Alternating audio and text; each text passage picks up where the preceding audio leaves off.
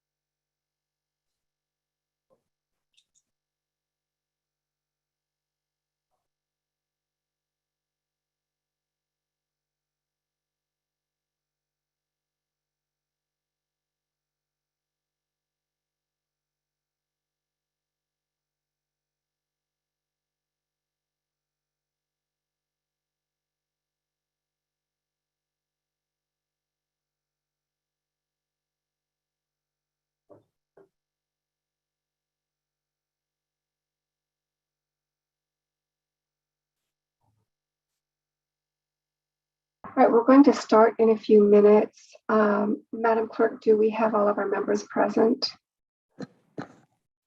Yes, Madam Mayor. Okay, and Mr. Metzler, Mr. DePortnowski are present?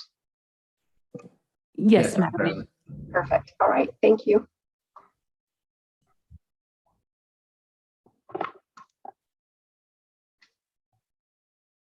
Hello. Mayor Pro Tem, Yes. Excuse me. recognize. Let me change some of my some of my background and so forth. Okay, and my name. I didn't know. I couldn't remember what we put on. Sorry. Let's see. Virtual background. Let me just put my. Oh, I don't want that. Come on now. It's been a while since we've done this, right? Yes, I got all kinds. You know, I have so many different backgrounds. That's not what I want either.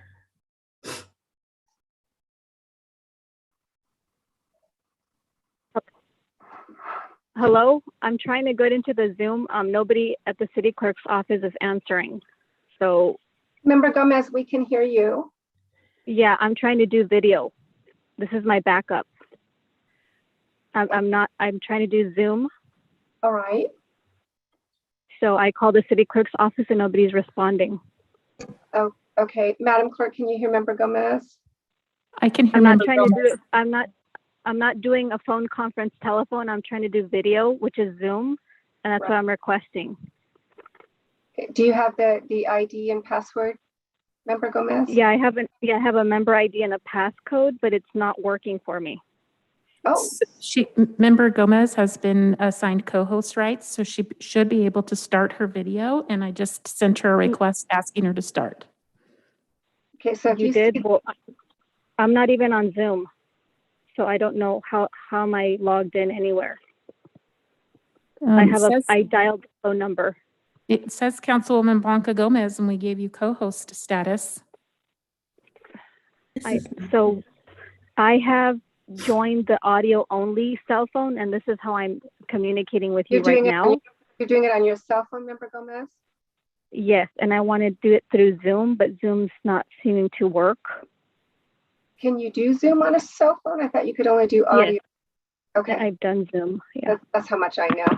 So could you try logging off and logging back in? And when it asks you about video, you can start video. Yeah, I'll do that. So So it's after 5 o'clock, but we need the Member Gomez an opportunity to get squared away here. So all I'm getting is not a council member. I'm watching every seat is empty, and I don't think that's the way it should work. Well, that's what I'm seeing. Every council seat behind the dais is empty because I'm presuming we're all at remote locations. Oh, okay. Well, I've never seen that before. I usually could see everybody's name.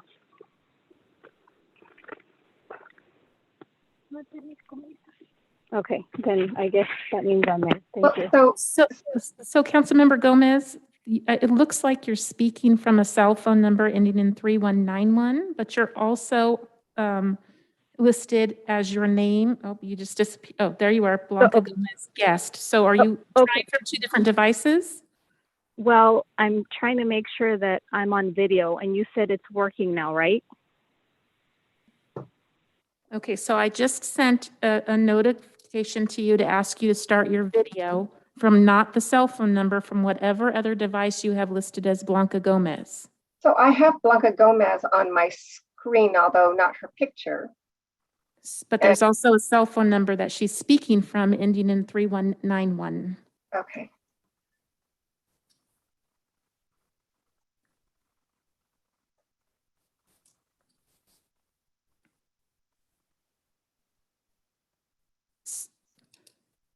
So from the one that's labeled Blanca Gomez, it does look like video is up. It's not blocked off, so you should be able to join via video.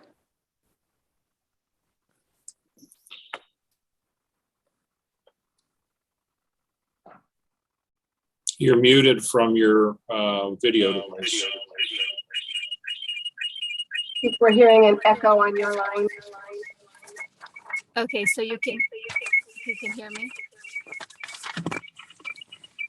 We can hear That you. echo, yeah. Okay, so I'll mute myself again. Okay. It could be the multiple devices on Councilmember Gomez's side that's causing the echo. If she Yeah, can and limit it to we've had this happen in the past. So, so then let's just go ahead and start because we can certainly hear Member Gomez and Member Gomez can hear us.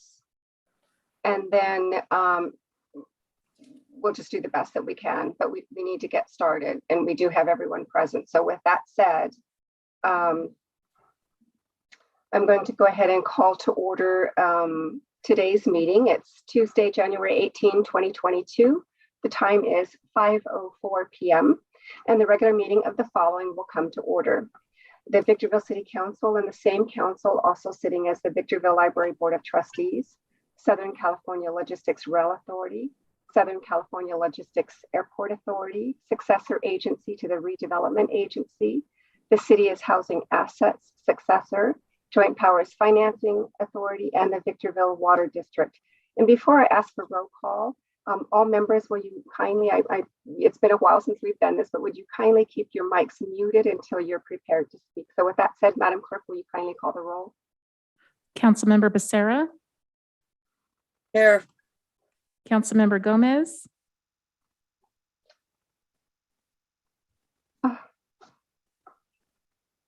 Councilmember Gomez,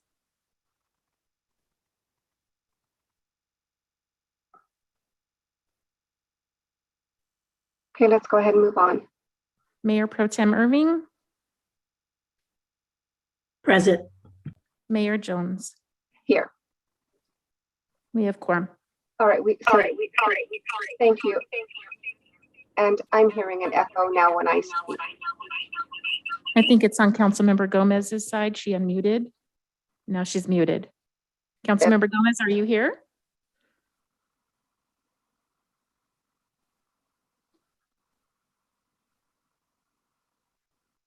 Okay, moving on.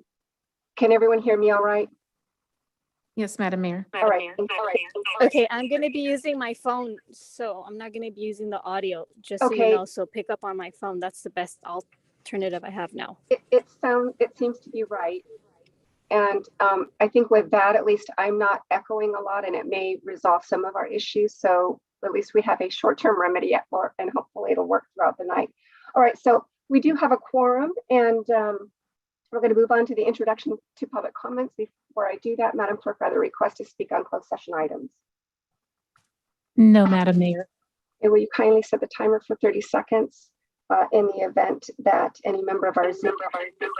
Yes, I said I would like to speak, but you didn't hear me. I certainly didn't. So please go ahead. And Member Gomez, as you're speaking as a member of the audience, I do have to notify everyone that when any member of the council does this, they do so Okay, well, this is what's going on. of authority derived I from can't hear you unless I'm on my cell phone. So I need to just be on my cell phone and not on video. Is that okay? as long as that's fine with you, Member Gomez, but you can hear me all right? Well, yeah, but it's gonna double echo. So I have to do it on my cell phone, Can you turn not off on my the video. device? Member Gomez, can you turn off the other device?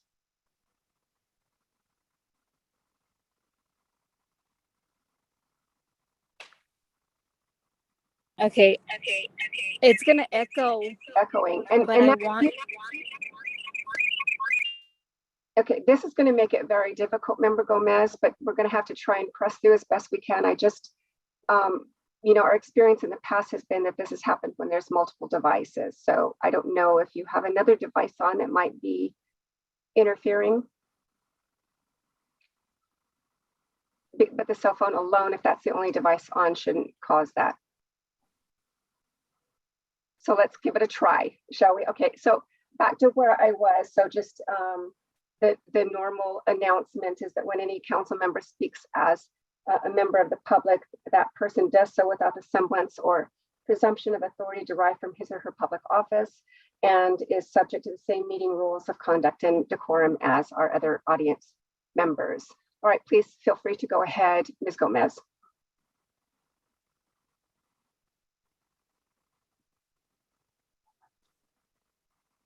Ms. Gomez.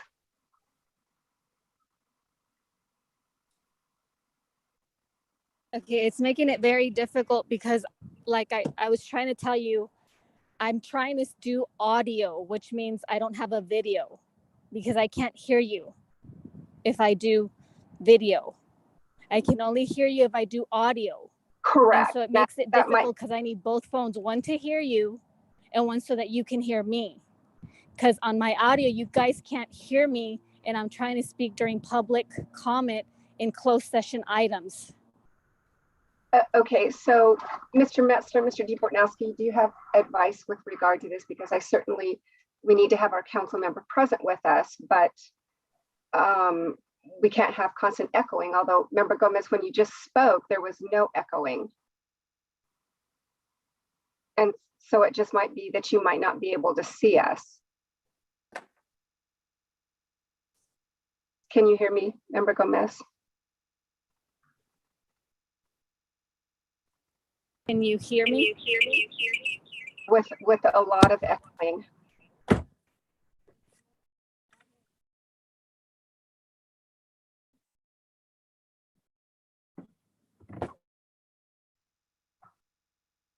Member Gomez?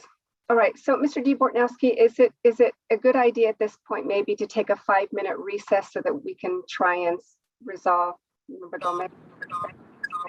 That would be fine with me. Certainly, when she speaks just on the cell phone, if she can hear us and then can speak to us, that seems to be working just fine. Obviously, we don't have the video. Right. If she uses the one cell phone device, it seems like we can communicate adequately for the purposes of the meeting. All right, so Member Gomez, if it's amenable with you, let's go ahead and proceed with just your audio only. I know that's a little inconvenient for you, but it might be what we need to do to move the meeting along unless you want to take a 5-minute recess to try and resolve this. What do you think? So if you can hear me, I am going to speak to you through audio only. Perfect. Can you hear? Okay. So Yes. if that's the case, then you can hear me because I put my video away, but it's still on. Yes, But I'm perfect. going to. Okay, There's well no then- echo. Mhm. Okay. Well then. Go ahead. Go ahead, Ms. Gomez. Okay, so public comment for the closed session item. My comment is as follows. It's not in the best interest of the community to publicly close the facility where there's over 3,000 pages of items that affect the community of Victorville, with contacts and decisions from sheriff's contracts, county services, homeless resources, and so many other millions of dollars being decided without the appropriate means. Member Gomez, to this is related to an item on our closed session that might be more appropriate during the public comment period when we return to regular session. Yes, this is about AB 361. Okay, okay. So you know what? That's probably appropriate at this point, even though it's not related to closed session, but we are doing that before closed session. So agreed. Go So ahead. I'm going to continue to ensure public participation is not cut, reduced, or impinged upon. Since Governor Newsom's orders a few years back, the City Council was not asked if AB 361 was in the best interest of the community to shut down City Hall when there's a public meeting affecting residents, businesses, stakeholders, and stake seekers' ability to participate fully in democracy and alongside elected officials who are assumed to be transparent and inclusive in all matters that may benefit the full participation of its members, community, and neighborhoods. Under the closed session item, the council will take up a decision based on its sole discretion if it should uphold AB 361. This decision will be in effect for 30 days and revisitation will be a condition. Why is this a closed session item and what are council members afraid of? Thank you. Thank you, Ms. Gomez. Mr. DeBornowski, item A is not a closed session item though, correct? That is correct. That's just seeking your council consent to basically holding these remote meetings in light of the ongoing COVID problems and the declaration of the state of emergency. All right, thank you, Mr. DeBornowski.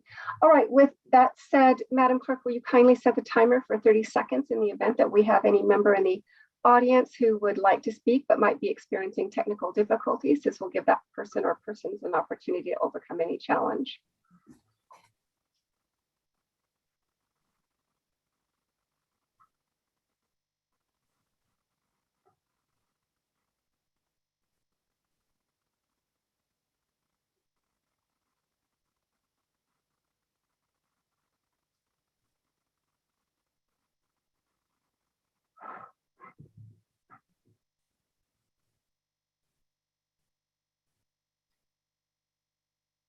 Madam Mayor, 30 seconds has lapsed and I have no additional speakers.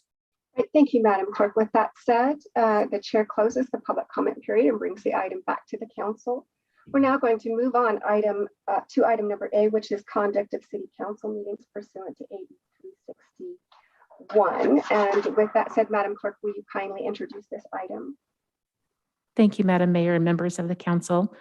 Assembly Bill 361 was signed into law by the governor on September 16th, 2021, which went into effect immediately as urgency legislation and was codified into Government Code Section 54953. AB 361 waived certain provisions of the Brown Act in order to allow local agencies to continue to meet remotely. Specifically, the bill allows remote teleconference flexibility, but only when there is a state of emergency that makes it unsafe to meet in person. Based on the current circumstances and the surge of the Omicron variant, city staff recommends that the city council take action to approve recommended findings to allow public meetings to continue under the teleconferencing format pursuant to AB 361.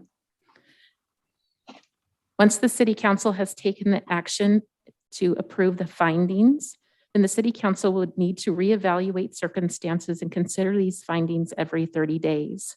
The specific findings are within the recommendation, which I'm happy to read to you. Yes, Madam Clerk.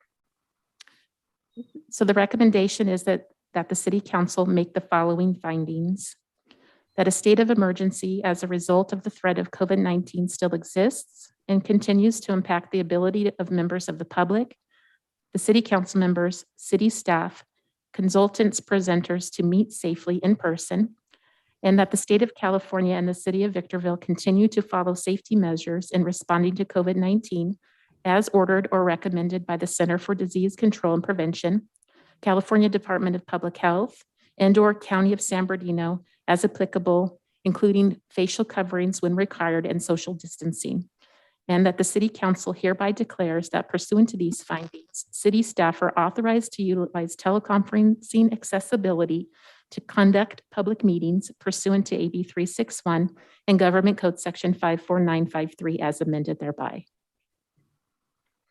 All right, thank you, Madam Clerk. And with that said, we're going to move on to technical questions for clarification as it relates to Madam Clerk's presentation. We'll begin with Member Becerra.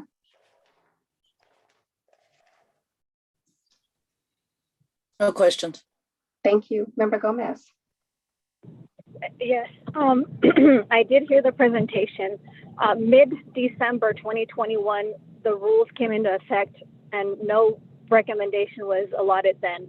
Why are we waiting now when we didn't do it when the mandate came in December, mid-December? That's my question. Okay, Mr. DeBortnowski, can you take that one on?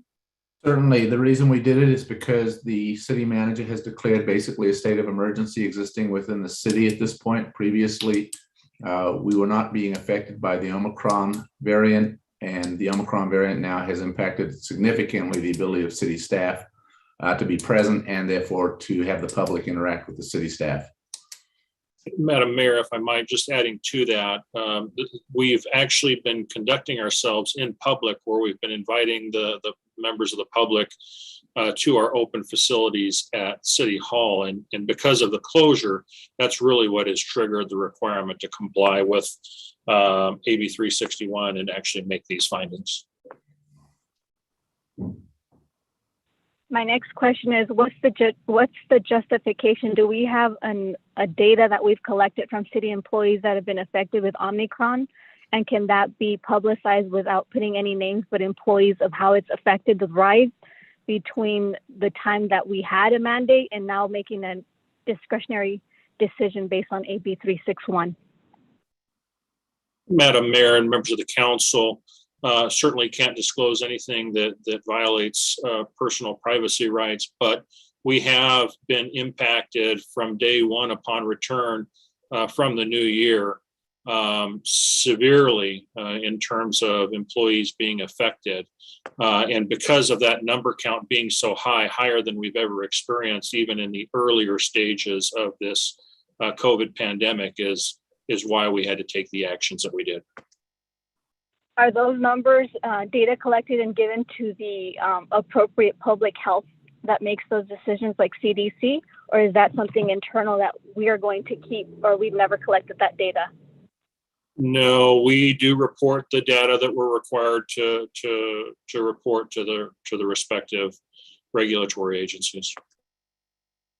Okay, so the next question is based on the decision to close and council members' discretion on AB 361, how would that impact any kind of participation for people to weigh in on different topics like homelessness, sheriff contracts, and many of the other allotted millions of dollars that are going to be expended today? Or can we, or will we promote in the future more participation because there was no marketing that went out? Thank you.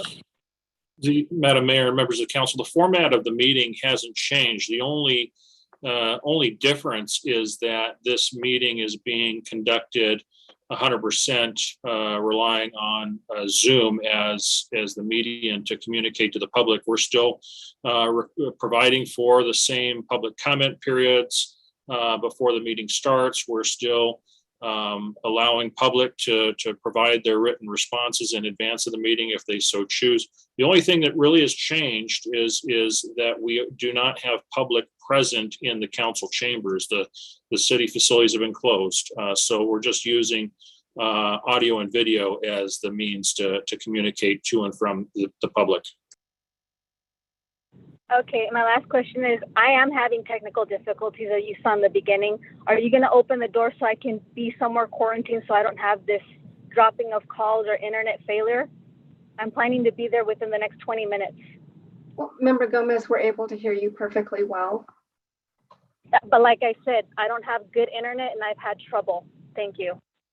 Thank you, Member Gomez. Mayor Pro Tem Irving. No questions, thank you. Thank you, and the chair has none. And at this point, the chair invites a motion. Motion to approve AB, what is it? Well, staff's recommendation, how's that? Yes, ma'am, that's perfect. All right. Second. Second. Okay, we have a first by Member Becerra, second by our Mayor Pro Tem Irving. We're going to move on to discussion on the pending motion, beginning with our maker, Member Becerra. No discussion. Thank you, Mayor Pro Tem Irving. No discussion, ma'am. Thank you. Thank you. And Member Gomez is precluded by policy as she spoke as an audience member on this issue. And the chair has no discussion on the pending motion. Discussion period is now closed. Madam Clerk, will you please take the vote? Councilmember Becerra, Aye. Councilmember Gomez, No. Mayor Pro Tem Irving, Aye. Mayor Jones. Aye. Motion passes with Councilmember Gomez voting no. All right, thank you. So the City Council has taken action in accordance with the recommendation laid out on the agenda. We are now going to move on to the declaration of closed session items. Mr. DeBornowski. Thank you, Mayor Jones. We have 5 items this evening. The first is real property negotiations pursuant to Government Code 54956.8. The property location and the negotiating parties are set forth on the agenda.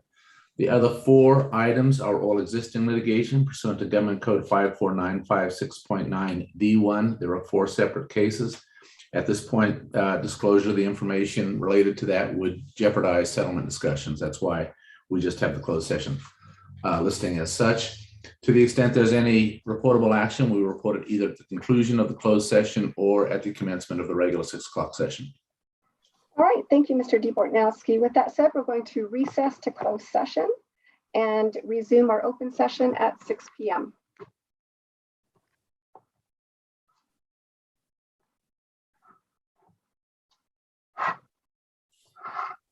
And Madam Clerk and whomever is going to put us into the breakout room. There we go.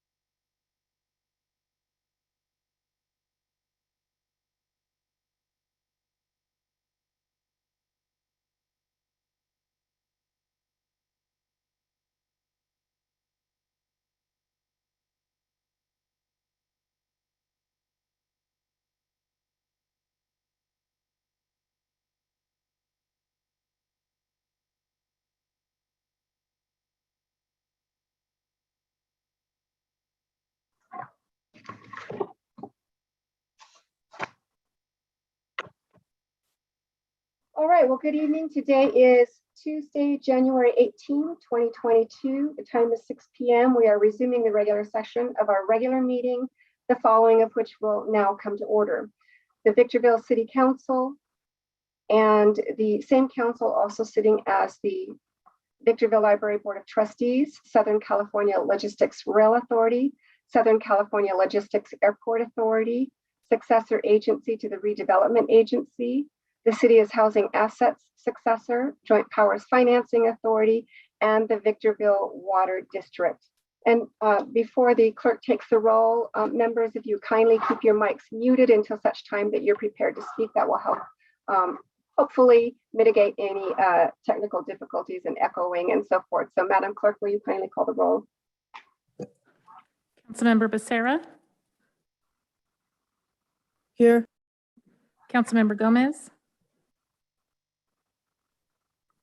Mayor Pro Tem Irving, Present. Mayor Jones. Here. All right, thank you. We have a quorum. We're now going to move on to closed session announcements by our city attorney, Mr. D. Bortnowski. Thank you, Mayor Jones. We had 5 items this evening. The first was real property negotiation pursuant to Government Code 54956.8. And the property information and the negotiating parties are set forth on the agenda. The other 4 items were existing litigation pursuant to Government Code 54956.9 D1, and providing additional information would jeopardize settlement negotiations. With respect to all 5 items, there is no reportable action at this time. All right, thank you. We're now going to move on to our invocation. And this evening, I hope that we have with us Pastor Mike Chandler of Victor Valley Bible Church. Pastor Chandler, are you with us? Yes, thank you very much, Ms. Welcome. Mayor Jones, for allowing me to come and be a part of the meeting this evening.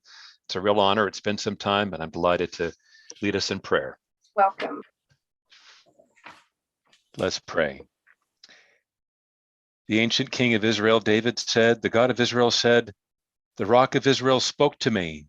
He who rules over men must be just, ruling in the fear of God." Our God and our Father, I want to thank you for this privilege you've given me tonight to pray on behalf of our city leaders and those who lead our great city of Victorville in your will, for you are the sovereign over all things. You are the Lord of every nation, and you appoint and uproot rulers, kings, all those in authority, and you also commission your people to pray for kings and all who are in authority, whether they be dictators or those elected by their constituents, as we have here before us. And we are expected by you, Lord, to pray for them, for their knowledge and skill, and for their wisdom, Lord, that they would lead in the fear of God. I want to thank you, Father, for Mayor Deborah Jones and Mayor Pro Tem Leslie Irving, Council Member Elizabeth Becerra, and Council Member Blanca Gomez, and City Manager Keith Metzler, for the hard work that they do and for their dedication of time and energy they put toward making the city of Victorville a wonderful place to live. Thank you for the 25 years you've given me of pastoring our humble congregation in Victorville and being a part of the community in this and other significant ways.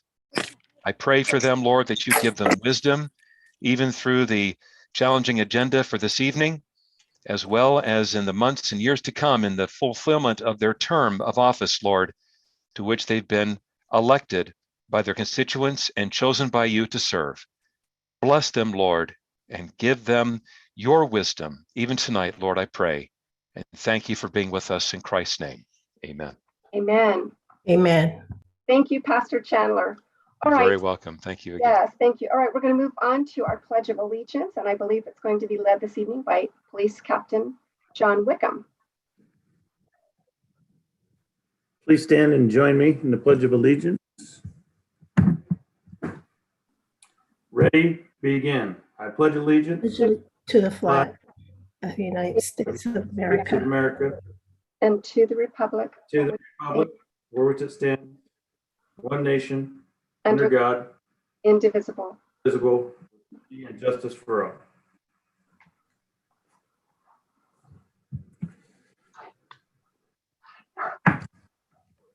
All right, thank you, Captain Wickham. All right, now we're going to move on to our, special presentations, beginning with the first one. Hold on just a moment. Sohan Patel, and I hope Mr. Patel and his family is in the audience with us. And all right, well, I have the distinct honor of announcing the winner of our 7th annual Civil Rights Memorial Essay Contest. Earlier this, excuse me just a moment, I'm so sorry, I'm having difficulty. All right, so earlier this year, the city of Victorville invited local 5th and 6th graders from the Victorville, Adelanto, and Snowline school districts to write about American civil rights leaders who have changed our nation for the benefit of all people. I'm pleased to announce Sohan Patel, a 6th grader from Endeavor School of Exploration and a student in Ms. Tassel's class, is the winner of this year's contest. An excerpt from Sohan's tribute to Ruth Bader Ginsburg has been displayed on a bronze plaque in the Victorville Civil Rights Memorial here at City Hall. Thank you to Green Dubortnowski LLC for your generous sponsorship underwriting the bronze plaque. And on behalf of the city of Victorville and the city council, congratulations, Sohan. And although COVID-19 prevents us from honoring you in person, we are pleased to recognize you with this video.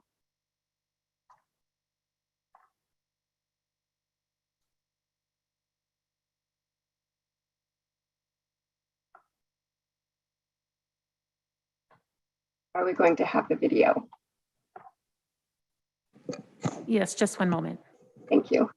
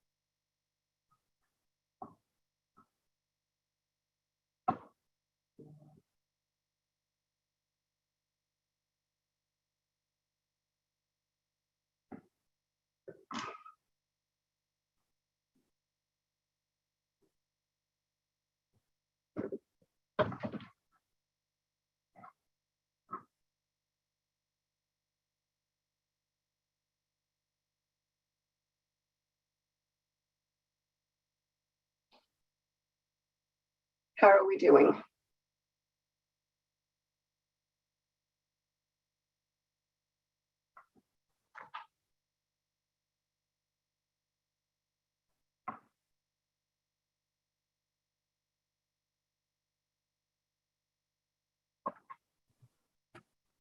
It looks like there might be a technical difficulty to have that up and running in just a moment.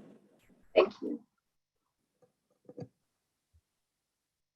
It never fails.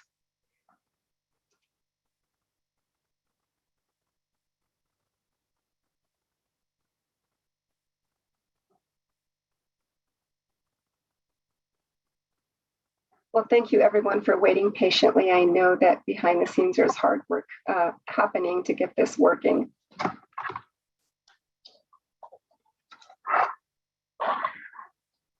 I'm still waiting outside when you guys decide to give me access. Okay, so Member Gomez, thank you. We've made the decision that you have the ability to have access to the meeting. So we're going to move on.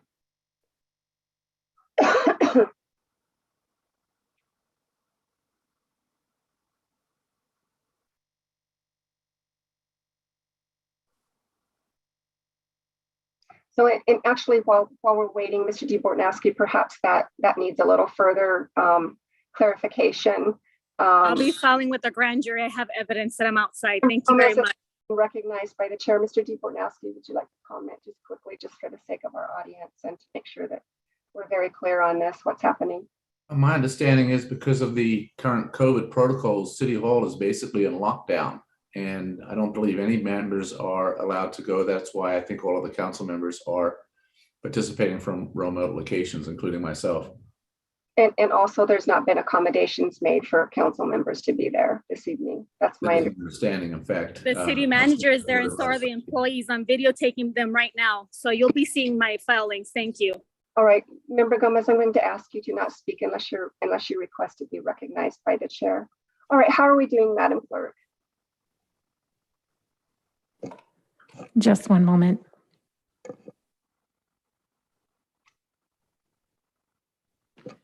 It looks like they're getting ready to start it. Perfect, thank you.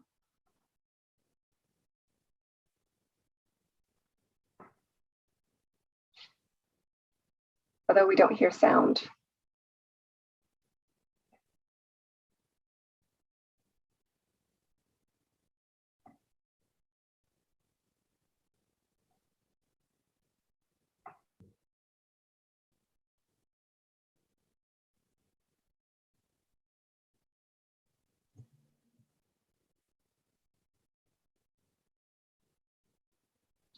So I presume we're working on trying to get sound.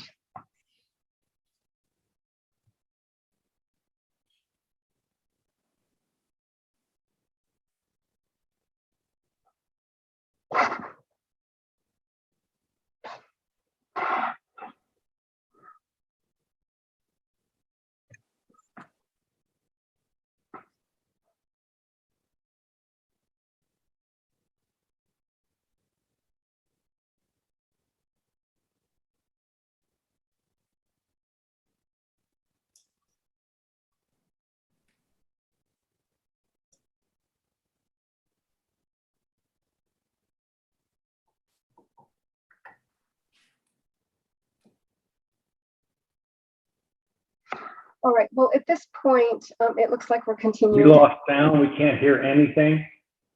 Mr. LaPlante, you've not been recognized. So, Mr. Metzler, it appears that we're continuing to have difficulty, and we certainly would wish for this presentation to be heard, not just seen by our community and young Mr. Patel himself. So let's go ahead and move on to the other presentation, and then hopefully that gives our IT team an opportunity to get this situation squared away as to the presentation for Mr. Patel. All right, so with that said, Mr. Metzler, I understand that you have a presentation on our 2021 highlights and accomplishments. I do, Madam Mayor, and if I could just have the team queue up my presentation, I'll be the audio for the presentation, so hopefully that avoids that potential issue. But we've got a PowerPoint that we can launch as well, and then I'll have the folks scroll through it as I make the presentation. So I'll wait for that to queue up. And then also we had an audience member's voice come through, and I don't know how that happened. So we want to make sure that no one is put in an awkward position again with that. Certainly don't want audience members put on the spot.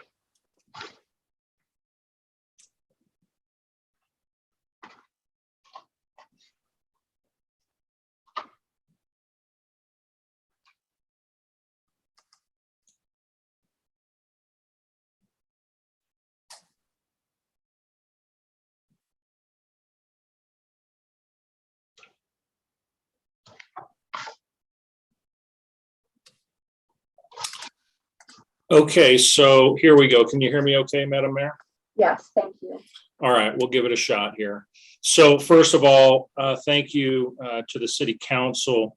We wouldn't be here sharing these accomplishments and highlights if it wasn't for your leadership and your assistance in developing policy that allows us to be able to bring these types of items forward and share with you and the public all that we've accomplished in trying to make Victorville a much greater community.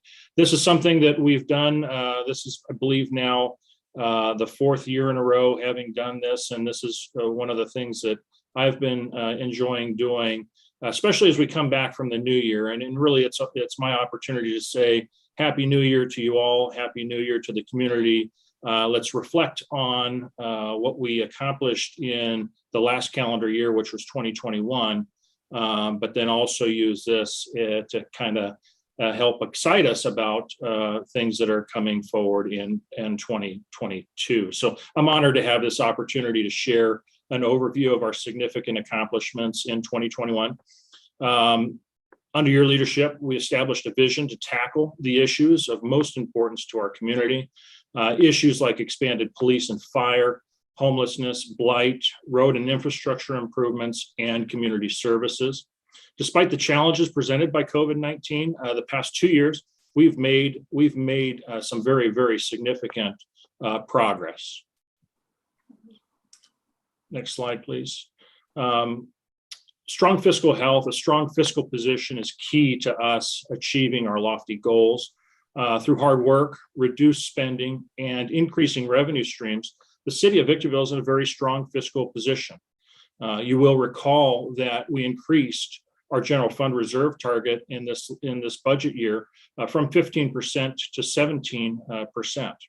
Currently, we're exceeding this reserve target, which puts the city in a very good position to weather the unexpected future expenses or future issues.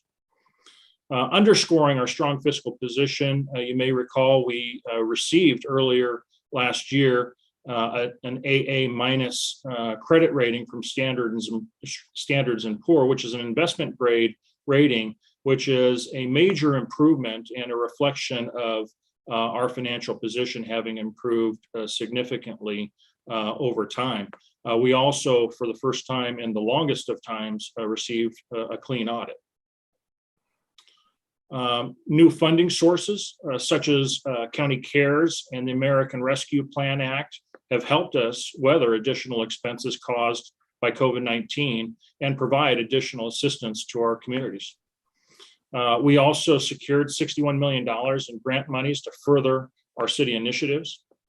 SCLA is also in a much stronger fiscal position with a $14.1 million surplus projected for the fiscal year ending 22.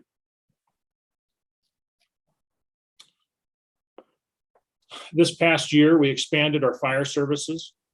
We opened Fire Station 315 with the addition of 6 firefighter paramedics, which enabled us to expand service in the southwest portion of Victorville. We have our new fire apparatus on order, which includes 3 Type 1 engines and a tiller. These new apparatus will update our aging fleet to aid our fire and medical response. Furthermore, the tiller will provide us greater capability as it will allow us to better serve our urban search and rescue efforts. Finally, Victorville is the first fire agency in the region to equip every responding apparatus that we have with a Lucas device that delivers automated chest compressions to improve patient outcomes. We also expanded our police services. We've put a lot of focus into expanding all of our public safety services. In this particular case, we added 11 police personnel, including 5 sheriff's deputies, 5 sheriff service specialists, and 1 crime analyst to help us prevent crime and speed response times. We're also adding 50 automatic license plate readers, or ALPRs, which will bring the total number of ALPRs in Victorville to 107. The ALPRs are proving to be very effective in helping us prevent, investigate, and solve crime. And I'm pleased to share with you that it's our expectation that the remaining 50 to be added should be installed on our traffic signal system next month, in the month of February. Speaking about growth, particularly growth at SCLA, I can say with SCLA and the things that are occurring out there, the Victorville economy is just thriving. A key indicator of this is the explosive growth at SCLA, the Southern California Logistics Airport. Currently, 4 large industrial buildings totaling nearly 3 million square feet are under construction. And thanks to our partner, Prologis, they've been a large part in the successes that are being witnessed and seen out there at SCLA. This development of 3 million square feet nearly equals all of the development at SCLA over the past 22 years. One of the buildings under construction is an Amazon fulfillment center, which is expected to bring 1,000 new jobs to Victorville. SCLA is the largest employment center in the region, and we look forward to more opportunities to bring good paying jobs to our community. On the business license front, we usually look at business licenses to get a measure of the health of our local business community. And in this last year, we issued more than 2,000 business licenses, including more than 100 new retail businesses. The illustration that you see here, roll them up, taquitos. I think the nice or the success that you find here is that this small building that they're currently occupying was previously occupied by another tenant and didn't sit on the market very long before it was actually consumed by this new business venture to provide additional food services to our local community. A few more notable businesses that opened operation in Victorville. We mentioned Amazon out at the airport, but Amazon also is open separately what's called an Amazon last mile delivery station that moved into the old and vacant Walmart on Bear Valley Road, right there at the intersection of Bear Valley Road and Balsam. Much anticipated Chick-fil-A. If you like chicken, you're very pleased and excited about this. But the much anticipated Chick-fil-A opened on Mariposa Road. The opening was so strong, we actually had to work very closely with the manager of that facility in providing traffic control, as the demand for actually going to Chick-fil-A was so great. We actually had to send staff out to manage the traffic to make sure people were still able to get in and out of Chick-fil-A safely, but also to make sure that our other local businesses adjacent to weren't being impacted by having their own customers not accessing their respective businesses. And then we also have the multi-tenant retail development located on Bear Valley Road near Cottonwood that includes Dutch Brothers Coffee, Jersey Mike's, Cricket Wireless, and the Buffalo Spot.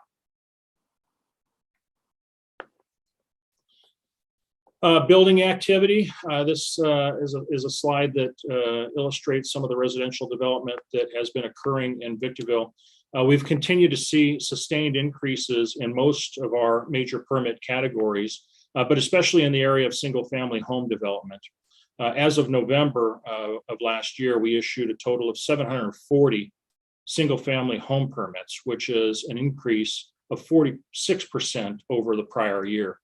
We've seen a continuous increase, at least for the last 5 years, in the single-family home permits issued in our city.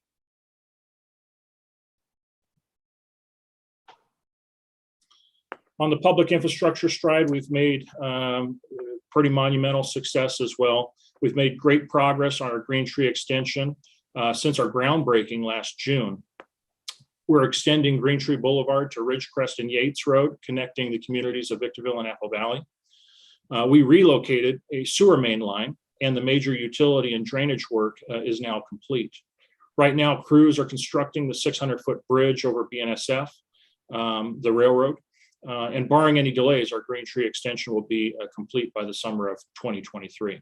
We're anxious to have that open and functioning. Continuing with road improvement projects, in 2021, we undertook some very beneficial road improvement projects. We reconstructed Industrial Boulevard and Silica Drive. We also replaced 960 water services. Those are the connections from the main line to the actual meter.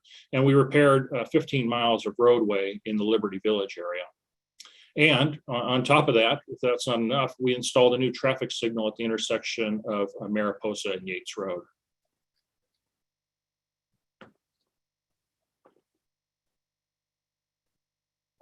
caring for our infrastructure is very, very important, and our public works crew do a great job in actually providing that care. Here's some stats that we have produced detailing our public works efforts to crack seal, repair potholes, and pour concrete through our city throughout this last year. Just looking at the illustration, the top left picture that you see there, that's an actual crack sealing operation, and the factoid that we've shared with you is 215,630 linear feet. Put it into a different perspective, that's close to 41 miles of crack sealing that we actually have undertaken to really try to provide improvement to our roads to prevent the cracking that actually can cause further deterioration of our roadway. The bottom center photo actually shows our crews doing flat work, a sidewalk or handicap accessibility ramps is typically what they're doing out in the field. And the top right is an example, is a visual example of our crews doing some pothole repair.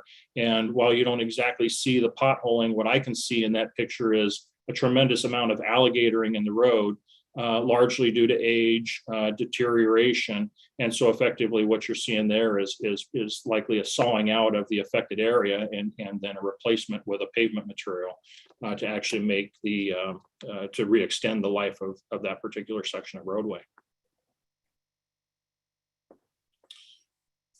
Victor VMUS, we commonly refer to it as VMUS, but that's our Victorville Municipal Utility Services. And last year we undertook a very important project to upgrade pipe in our natural gas distribution system.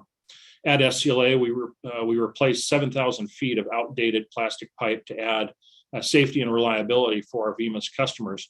And we added 9 new services to increase our capacity for future growth. Saying that we added 9 new services is equal to saying we added service connections to 9 new businesses, just to amplify the growth of business out at SCLA. Continuing with VMUS, which is a major part of the success story that's occurring out at SCLA. VMUS also executed another renewable power purchase agreement this last year. With this agreement in place, VMUS is expected to exceed the regulatory requirements to provide renewable power. Adding renewable energy to our resource mix also enables VMUS to offer fair and reasonable rates and meet our customers' demands for clean energy.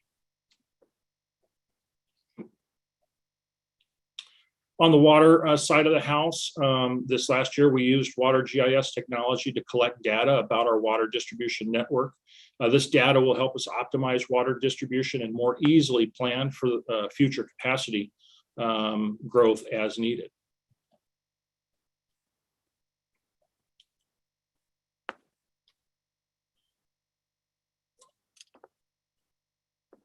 And we've recently heard about the award of $28 million from the state of California Housing and Community Development. We wouldn't be at a point like this without, certainly without your vision, your support to actually direct us in proceeding to develop homelessness solutions, having formed the Homelessness Solutions Task Force, a strategic plan that actually prioritized this type of project.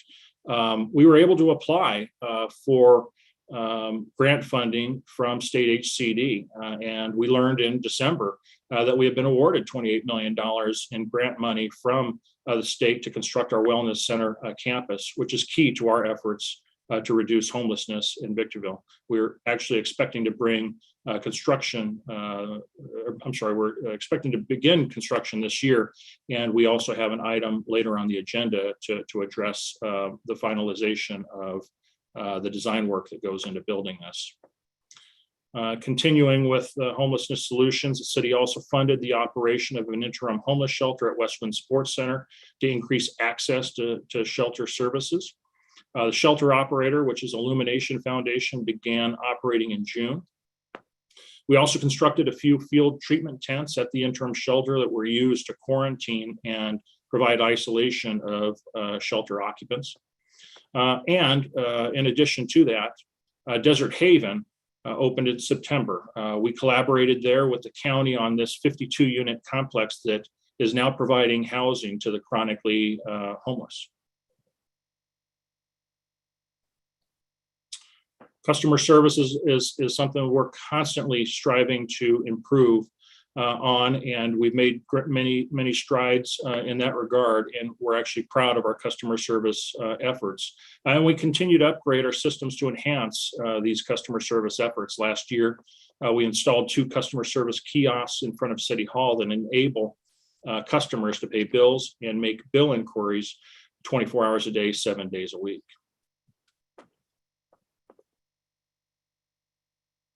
We also upgraded our citizen self-service portal. Now, the portal is easier to use on a variety of browsers and provides easy, convenient self-service options for permits, plans, licenses, inspections, and fees. We've provided an extensive amount of community service. With your support, we used American Rescue Plan Act money that we received from the federal government to establish our utility bill assistance program. In all, we used $1.4 million to help nearly 2,000 customers who were unable to pay their utility bills due to a COVID-19 related hardship. As an entitlement city, we also receive federal HUD dollars that we gladly invest in our community. This year, we distributed more than $3.2 million to local service organizations and programs to provide beneficial services to our community members. And through our many abatement efforts and community cleanups, we collected more than 1,100 tons of trash that was illegally dumped in our desert. New this year, we added 5 code enforcement officers to help us be more proactive in responding to nuisance complaints, including illegal dumping. And we started using work release prisoners to conduct large-scale cleanups once or twice a month. With their help, we were able to, and we have cleaned up several large dump sites and encampments.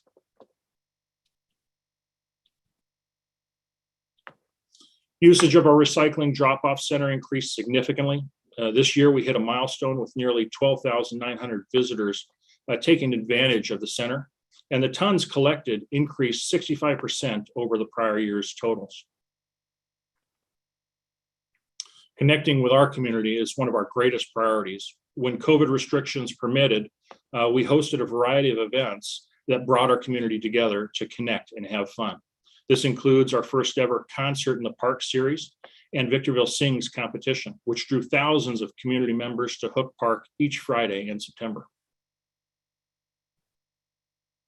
We repaired the pool deck that was damaged by the Ridgecrest earthquake and resumed swim lessons at Doris Davies Park pool in July and August. We also hosted our first ever adult cornhole tournament, which was a lot of fun. In December, we were awarded $3.3 million of grant money from the State Department of Parks and Recreation to expand offerings and upgrade existing features to increase inclusivity at Evadale Park. We increased communication. We also used our communication platform to engage with our community. Last year, we distributed 134 news bulletins to our community and shared nearly 600 posts to our social media channels. Subscribers to our digital newsletter, Victorville Connect, grew to 35,000 connections, and we now have nearly 23,000 social media followers, which is double the followers we had in 2019. None of this would have been possible without the policy direction of you, our city council, and the talented members of our city staff. I have to thank our employees for staying focused and giving their very best during extraordinary circumstances caused by COVID-19. This year, we reinvested in our labor force by improving benefits and providing cost of living increases. And in this year's budget presentation, a focus will be to make sure our compensation program is competitive so that we can continue to attract and maintain the best workforce we can at the city of Victorville. Madam Mayor, that concludes my presentation. Thank you for this opportunity, and I'm looking forward to a even more successful 2022.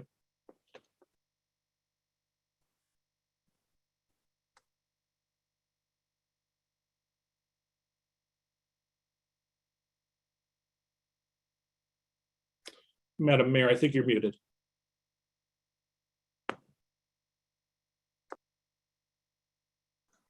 My apologies.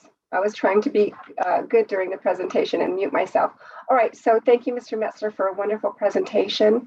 It was very full. I do want to give each council member a moment or two to offer any comments with regard to that presentation. We'll begin with Mayor Pro Tem Irving.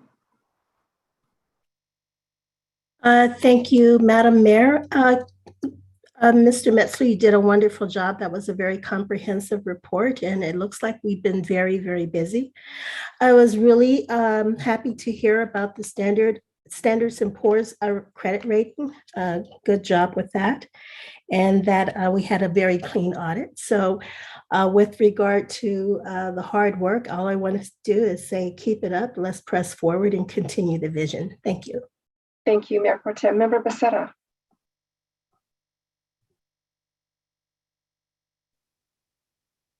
Thank you, Madam Mayor.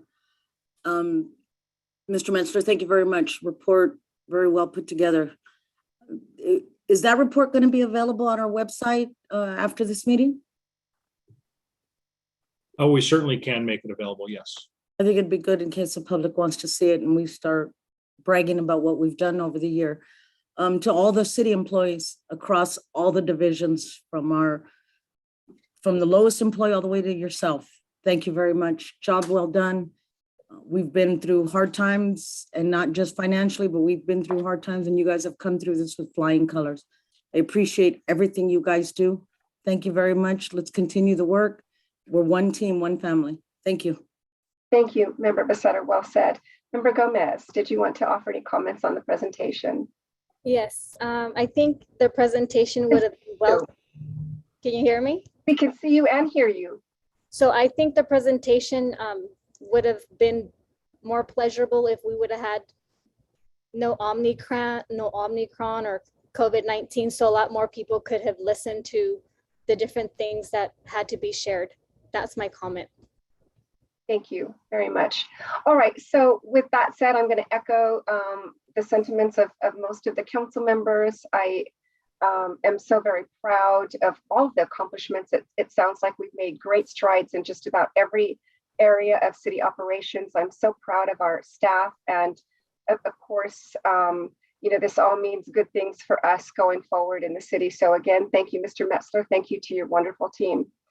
All right, now we're going to go back and see if we can get set up for the presentation with video and audio for young Mr. Sohan Patel.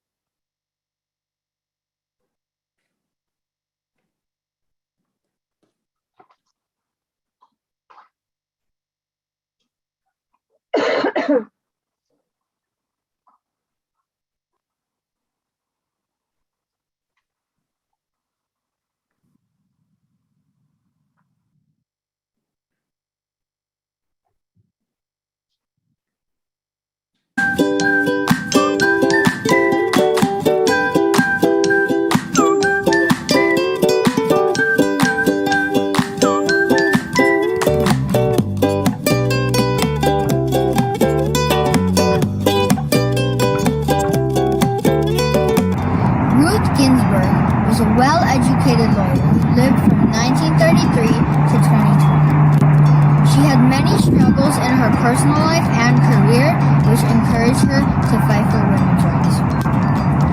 Her recognition for co-founding the Women's Rights Project and her career dedication towards civil rights led to her nomination for the Justice of the Supreme Court.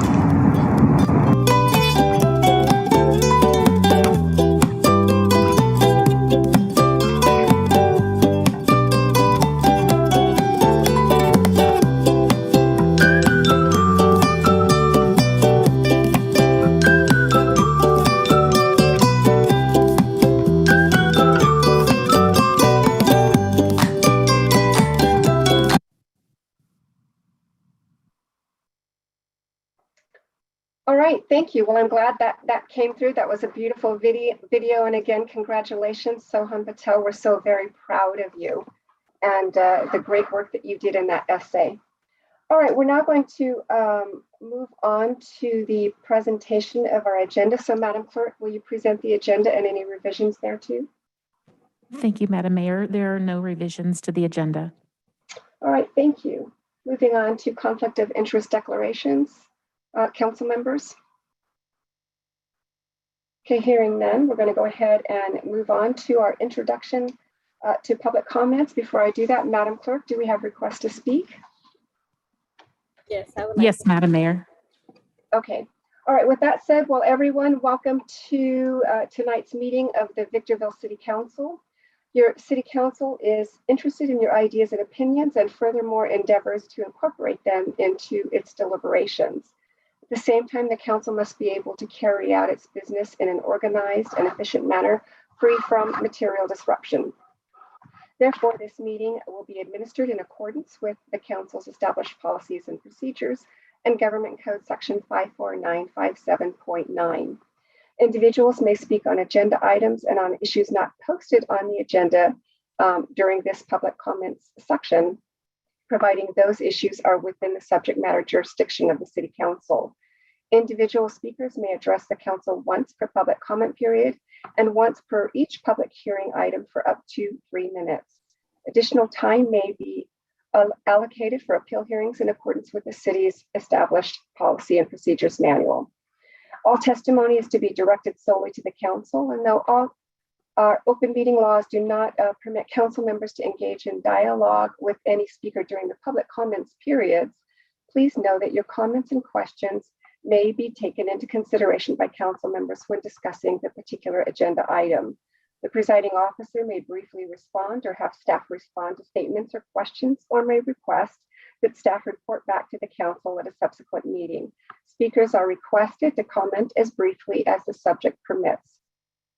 Individual Council members who speak as members of the public, as a member of the public, do so without the semblance or presumption of authority derived from his or from her public office, and are subject to the same meeting rules of conduct and decorum as other public participants. Once comments are invited, the speaker will be called on by name, then recognized by the presiding officer. The speaker will state the item number that will be addressed, or that the item is a non-agendized matter, that the subject is a non-agendized matter. Audience members may not disrupt, disturb, or otherwise impede the orderly conduct of this meeting. Your understanding and cooperation are appreciated. Madam Clerk, may we have our first speaker? Our first speaker is Maggie Martin. Good evening, Madam Mayor and Council. Can you hear me?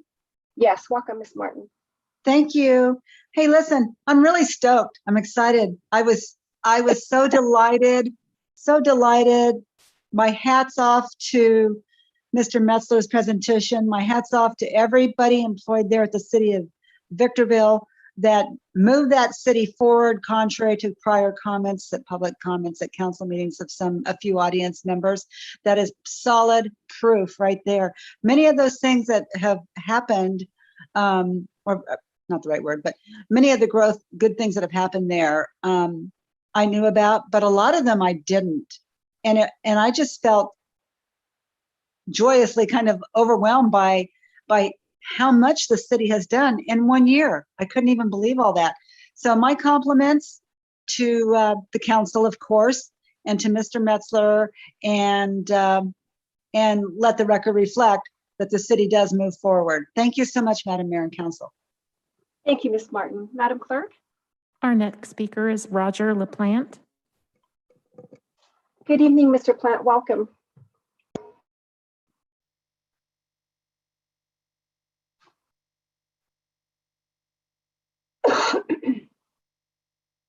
Mr. LaPlante, are you with us?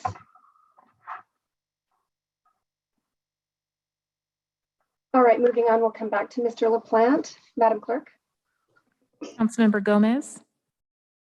Okay, Ms. Gomez, speaking as a member of the audience. already said that. Don't take my time. So yes, I am speaking as a member of the public. Ms. Gomez, which item or items do you wish to speak to? I'm speaking as a member of the public, and I want everybody to know that as a public member, I'm outside City Hall. You can see it's outside. There's employees behind me sitting that wouldn't open the door. I emailed the city attorney who said, no, he wouldn't open the door either, with the mayor, with Becerra, with the Keith Mesler.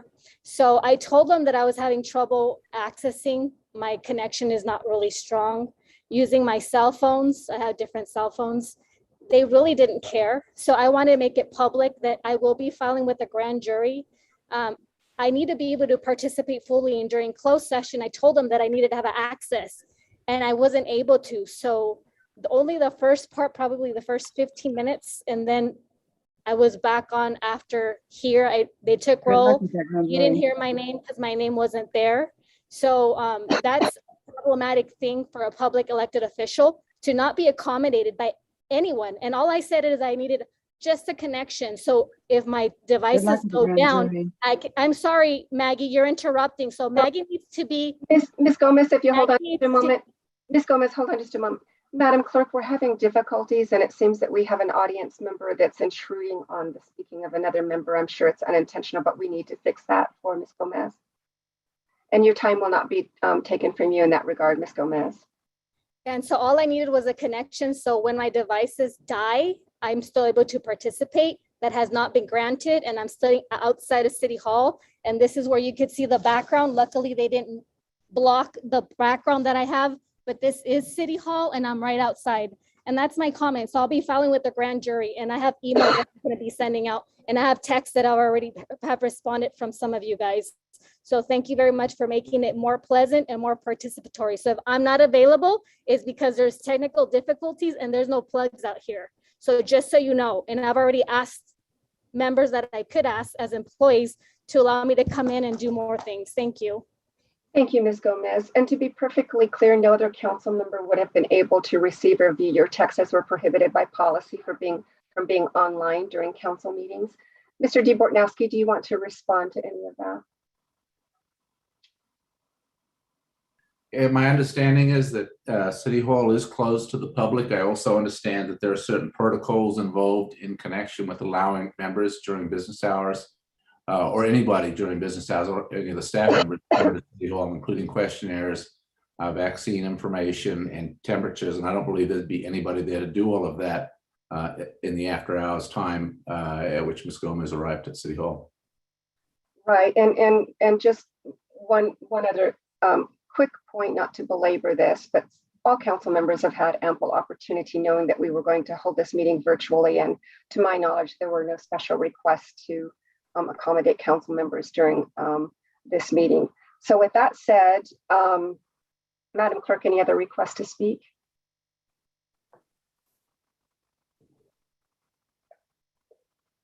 We need to make sure that also that we give Mr. LaPlante an opportunity to chime back in.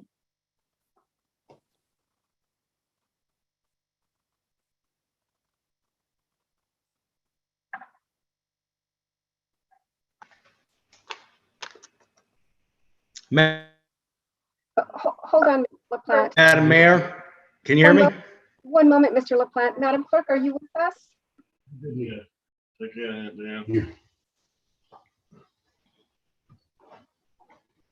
Madam Clerk. All right, ladies and gentlemen, we're going to take a 5-minute recess until we can get some of these technical issues resolved. We're hearing members of the audience speaking, and we just don't want to have that. So because we want to make sure that whatever person is speaking has the full attention of the council and the rest of the audience. And I don't seem to be able to connect at this point with our clerk. So we're going to take a 4-minute recess or 6-minute recess. We're going to come back at 6:55. Hopefully we can get these issues resolved.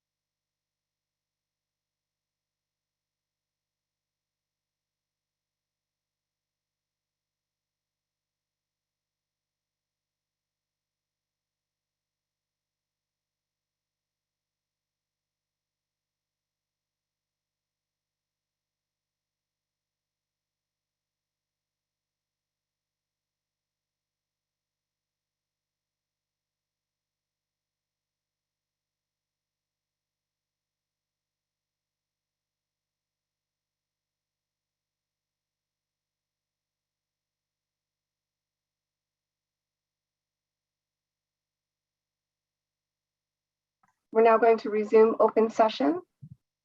Madam Clerk. Yes, Yeah. Madam. Yes. Okay, our next speaker is Deanne Hudgens. Thank you.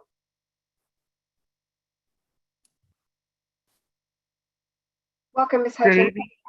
Oh, good evening. Yes, which item did you wish to speak to? Just public comments? Okay, just a non-agendized matter? No. Okay, Just a general comments. yes, ma'am. My comments are in regard to the fact that our city offices are closed and our council meetings are via Zoom.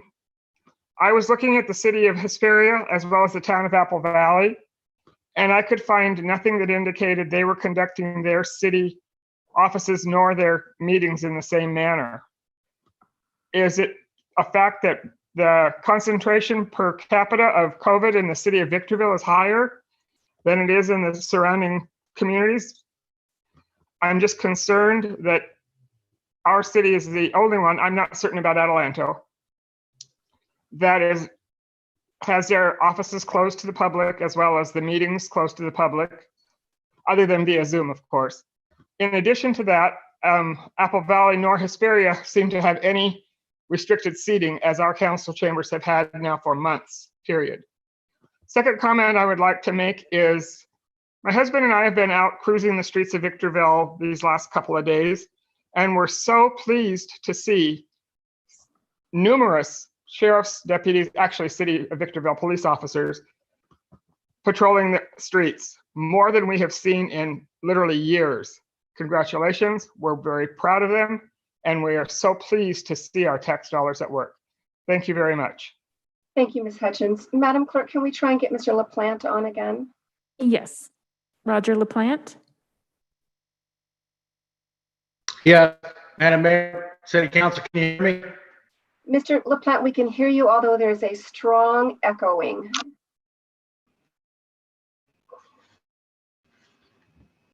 You want to try again?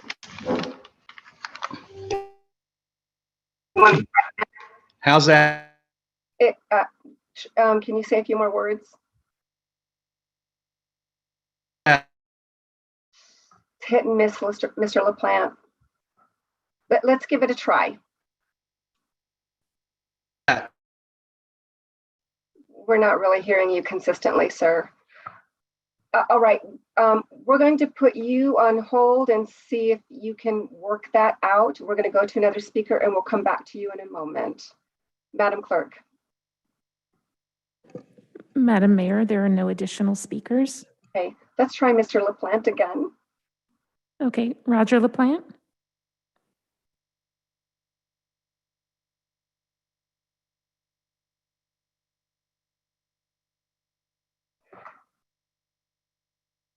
Okay, with that said, it doesn't appear that he's coming back on. Let's go ahead and set the timer for 30 seconds in the event that Mr. LaPlante and or any I other. do have an additional speaker at this time. Thank you. Jessica Houghton. Yes, good evening, ma'am. Welcome. Good evening. I'm just trying to follow where we are on the agenda. That's all. We're in the public comments section. Did you wish to remark on any agenda item or a non-agendized matter? Because of the technical difficulties, it's been very hard to follow what we've been speaking on. Have we already discussed the draft housing and land use element? No, that's the public hearing item number 2, and we haven't gotten there yet. That's why I was asking. Okay, so we're on just where on the agenda? Yes, ma'am, we're at the public comments period that precedes that. However, on the public hearing item, there will also be a public comment period that you can speak on that issue at that time if you'd like. Wonderful, thank you. You bet. Thank you. All right, Madam Clerk, will you kindly set the timer for 30 seconds in hopes that we can get Mr. LaPlante back or any He's come back on, so let's All try right. one more time. Let's Roger LaPlante. Hello, can you hear me? Yes, it's Okay, great. slight echo, but we can understand you. Okay, thank you. Yes. Remember the First Amendment rules, Madam Mayor. You know this. We've talked about this before. Thank you. Thank you for letting me speak tonight. I really appreciate it. I wanted to talk tonight about the SCLA, why the Vice Mayor is ignoring the problems over there with the environmental Superfund site. She campaigned on her website saying that she wanted to clean it up, and she talked to me and she said she was interested, and it's been crickets. The Superfund site is right next to this 4 million square footage of new warehouse that we're going to send our workers into. I think we should clean up the Superfund site before any more of our residents are injured. There was a military base out there, George, that was closed, and that is directly resulting in lawsuits from ex-military people. There were defects of the babies being born over there in the hospital. There's massive jet fuel exposure. And I've driven through there many times, and I haven't seen any kind of cleanup. City Council, and I just want to bring this to the attention of our environmental watchdogs, because I don't think anybody's looking at this. And another thing, we need to clean up, and I really appreciate the pastor talking about uproot. We should uproot the corruption. The voter suppression in the city is ongoing. There's election fraud proposed by Becerra, and if she says it was a rigged election, she should resign because she was elected during that election. The vice mayor really needs to change her attitude about voter suppression, because one of the things about voter suppression in the state of California, United States of America, is not to register undocumented citizens, Madam Vice Mayor, which you were convicted of, which is voter fraud. And that gives a bad light on all of our voting rights. And voter rights are under attack as we speak. And I'm just sad for our Constitution. I know I don't have a whole lot of time. I actually had a whole lot more to say. It's sad that nobody else is fighting the fight, like Councilwoman Blanca Gomez. Sorry, I'm nervous. And she's fighting the fight for us veterans. time She's is fighting up. the fight for our veterans. Yeah, thanks. Thank you, Mr. LaPlante. All right, Madam Clerk, can we set the timer for 30 seconds in the event that we have any other member of our audience who wishes to speak and might be experiencing technical difficulties? This will give any person an opportunity to overcome a challenge.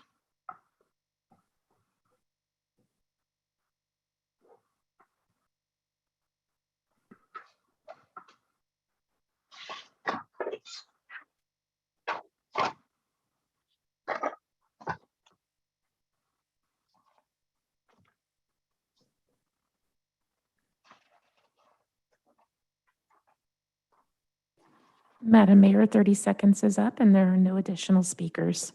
Thank you. With that said, the chair closes the public comment period and brings the item back to the council. Next business in order is public hearings, beginning with item number 1. And this is a planned unit development with an environmental exception to allow for the establishment of development standards for a single-family residential development and a development plan to establish design standards within tracts 16887 and 17599 on property generally located at the southeast corner of Eucalyptus Street and Richmond Avenue. Mr. Metzler, will you kindly introduce the item? Thank you, Madam Mayor and members of the council. Yes, this item is involving a PUD, or a planned unit development, which is a much more precise development plan than you would get either in the form of a specific plan or even the general plan. And this is involving about 181 acres over the course of 2 recorded tracts, totaling 53 acres. Its plan is to build out 181 single-family units. This is an item that's actually been before the Planning Commission, and it was last brought before the Planning Commission on December 8th of this last year, and it was approved by the Planning Commission with a unanimous 5-0 vote. This framework that's being proposed is a type of residential development that would be largely all single-family homes, ranch-style homes. So much more unique and much more strict than what you would typically get under our existing zoning framework. So with that, the author on this item is Scott Webb. He's your city planner. He's available for any questions or comments you might have. All right, thank you, Mr. Metzler. Madam Clerk, will you please read the recommendation? That the Honorable City Council conduct a public hearing, receive public testimony, and take the following actions. Find the proposal exempt from CEQA pursuant to Section 15061B3, as the project will have no significant effect upon the environment. Introduce ordinance number 2424 for adoption and first reading by title only, and waive further reading in full of proposed ordinance number 2424, and adopt resolution number P-22-006, approving a development plan for the planned unit development. All right, thank you, Madam Clerk. We're now going to move on to technical questions for clarification. We're going to begin with Member Becerra. Thank you, Madam Mayor. Mr. Metzler, if I may ask Mr. Webb a question. Mr. Webb, we received a public comment on this going in. For that reason, I don't live in a housing tract. They were concerned about two-story houses being built behind them at an upper level, being able to look in their backyard. Thank you for that question, and good evening, Madam Mayor and Council. Actually, this development proposal does not allow for any two-story homes on the 53 acres, which encompasses 181 single family lots. LGI Homes came to city staff a couple months ago after they had product that would fit on the lots, but only with a 5 and 5 side yard setback. Our current zoning standards require at least a 10-foot setback on one side.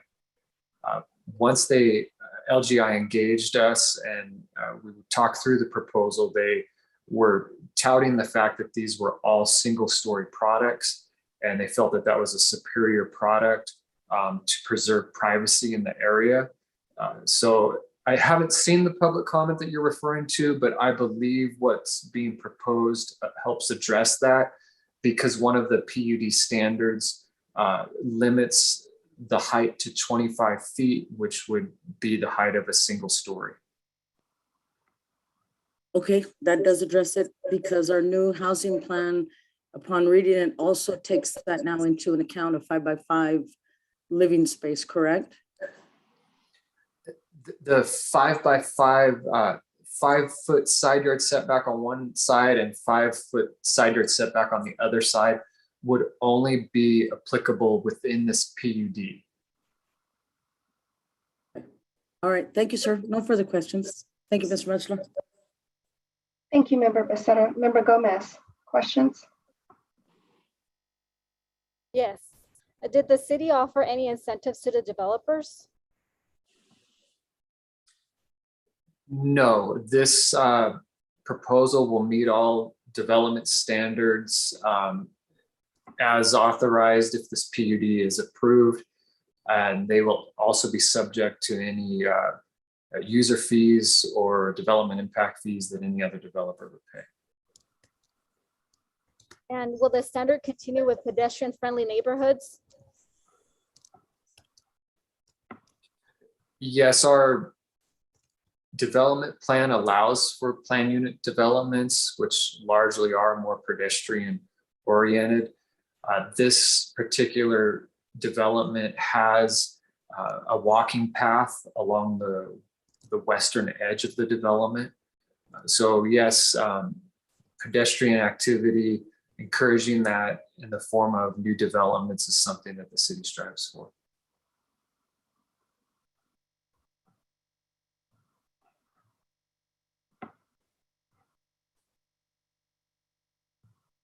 Anything else, Member Gomez?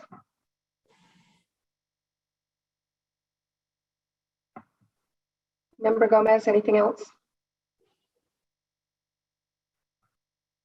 All right, Mayor Pro Tem Irving. I don't really have any questions per se. Just to reiterate that this has already gone before the Planning Commission and they voted for this unanimously. Is that correct? I wasn't finished speaking. Did Oh, something I'm happen? sorry. Forgive me. No, it's okay. I just want to make sure because I was still talking. Ladies, one moment. Mayor Pro Tem, you have no apologies to make. I moved it on because we could not hear Member Gomez. Member Gomez had every intention of coming back to you.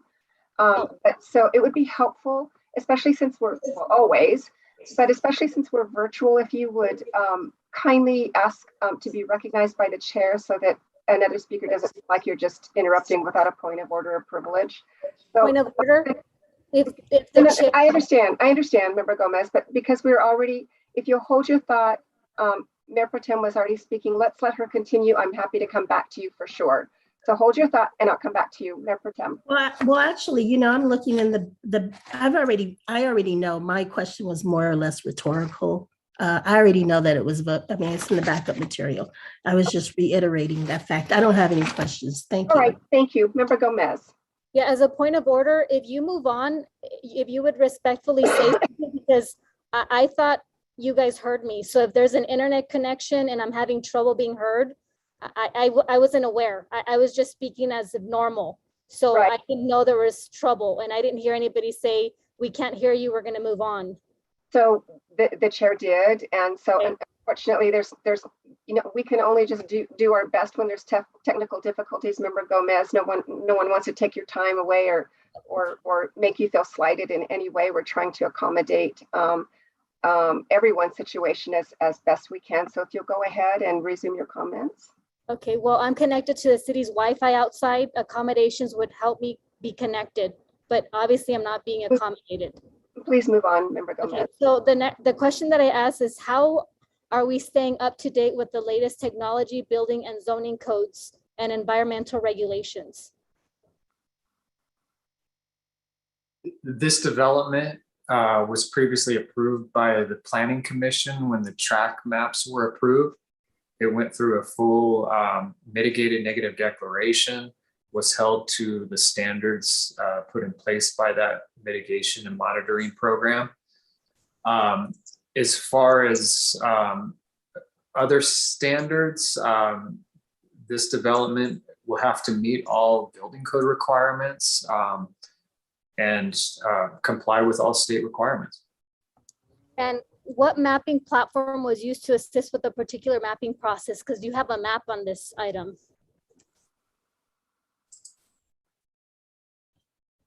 Are you referring to attachment A? Yes. I believe that was just a Google Earth imagery. Okay. And my next question is, how was this design standard determined? This was a proposal from LGI, Okay. the applicant. And in regards to the building height form, is the project compatible with adjacent buildings? Meaning tall buildings will not overwhelm smaller scale buildings or block access light and sun? That is correct. This development will meet all normal R1 standards with the exception of the side yard setback. It also has a stricter height requirement. So whereas some of the neighboring developments do have two-story developments, this one will only have single-story developments. What did you say with the exception of the side back?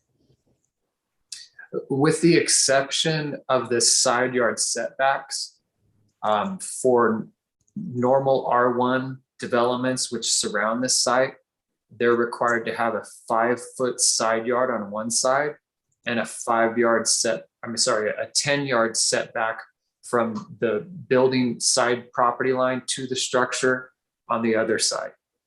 So this proposal will only require a 5-foot on each side. Okay. And will the project allow for the need for privacy to be respected, like light and air surrounding the structures? Yes, it will meet all other standards. Thank you. No further questions. Thank you, Member Gomez. And the chair has no technical questions for clarification. And I'm going to go ahead and open the public hearing and take public testimony. Madam Clerk, are there requests to speak? Yes, Madam Mayor. Thank you. Our first speaker is Adrian Peters. Welcome to our meeting.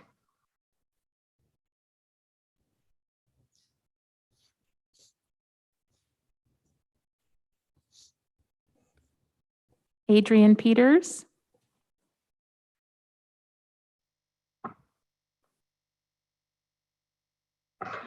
All right, so we're going to move on, but we will come back to this speaker. Madam Clerk.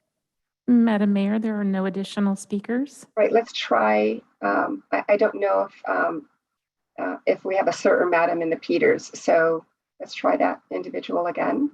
I believe that person is with LGI Homes. Looks like they might have hopped off, but I do have Maggie Martin wishing to speak. All right, welcome, Ms. Martin. Good evening again, Madam Mayor and Council. My comment's very brief. I owned a home over there in Sunset Ridge Development for 20 years and loved every minute of it for about the first 10 years until two-story homes were built behind me, which essentially blocked all of the mountain range view from my patio. And that's part of what brought me to the council in the first place in 2015, 16. So I kind of got an idea of where this development's going to be, but that's not my issue. My issue is if it were up to me, and of course it's not, I would not allow any two-story houses to be built in Victorville, period. I just like the whole more hometown feel, not having these big monstrosities and having, the more hometown feel of one-story houses. That's all. That was my comment, Your Honor. Thank you, Ms. Martin. Madam Clerk. Roger LaPlante. Welcome, Mr. LaPlante. Yes, Madam Mayor, Council. We can hear you. I'm concerned. Great. Yeah, I thought you could before too. I'm concerned about the low income housing. Is this going to be within the thresholds of the state of California's low income housing? And if so, what are we going to do to help first-time home buyers to get into these new homes? That's very important in this economy, to draw business, to help our struggling working families out there. It's very important. So I know you're getting ready to talk to the LGI real estate people. I hope the public is aware of the amount of pressure that is put on the city council and the city staff to capitulate to these home builders. But honestly, they're not complying with the low income abilities of what we can pay for these homes. And it's just sad to me that there's no other representation. There's nobody else talking about these issues in Victorville. That's important to our local economy. We need to bring in low income housing. I sat in on a planning commission, and one of the comments from one of the planning commissioners, I believe he was your commissioner, Madam Mayor, said he was interested more into high income housing. That's not helping the citizens. That is not helping the citizens. If you're interested in high income housing, you need to move to Beverly Hills. We need to look after the working families that can't afford a lot of these homes that are being built. The new fiasco over in Hesperia, they're going to be $500,000 homes over in Silverwood Estates is going to be called now. It's just sad that we're not doing anything for our people. And I appreciate the homeless efforts that are being made to bring the people off the streets, because that's going to help Victorville. It really is. So I'll let you get on with your meeting here and let you talk to your real estate guy. Thank you, Mr. LaPlante. Madam Clerk, are there any requests? I see Adrian Peters back, but his hand is not up, so I don't know if we need to try him again. Oh, there he is. His hand's up now. Adrian Peters?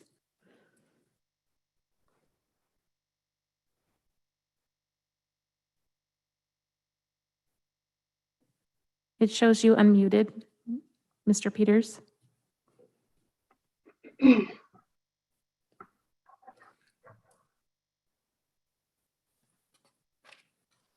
All right, with that said, Madam Clerk, will you please set the timer for 30 seconds, and hopefully that will be sufficient time to allow any member of the audience wishing to speak to overcome any challenge,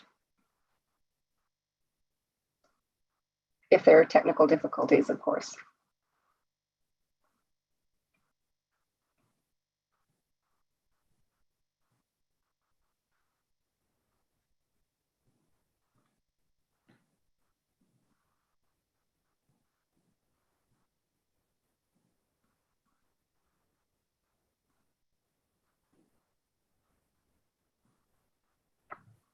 Madam Mayor, 30 seconds has lapsed and I have no additional speakers. All right, with that said, the chair closes the public hearing and brings this item back to the council. Madam Clerk, will you please read the title of the ordinance? Yes, Madam Mayor. An ordinance of the City Council of the City of Victorville, California, adopting the planned unit development PUD portion of case number PLAN 21-00036, a planned unit development with an environmental exemption to allow for the establishment of development standards for a single-family residential development and a development plan to establish design standards within tracts 16887 and 17599 on property located generally at the southeast corner of Eucalyptus Street and Richmond Avenue. Madam Mayor, there's an additional correction that I noted for resolution. It says P-22-006. It should be just City Council Resolution 22-006. Thank you. Very good, thank you. So with that revision noted, the chair invites a motion from the council. Madam Mayor, I move to accept staff's recommendations. Thank you. We have a first by Second. Pro Tem, second by Member Becerra. We're now going to move into discussion on the pending motion, beginning with the maker. Member Irving. Yes, no discussion. Thank you. Thank you. Member Becerra. No discussion. Thank you. Member Gomez. Yes, it's important for government decisions to be brought to the public because there may be significant environmental issues that affect and can damage the environment. And this process may be significantly reduced or reduces the damages, and it mitigates them when we find them when they're feasible. So hopefully this agenda went through those processes and it indeed had mitigations. Thank you. Thank you, Member Gomez.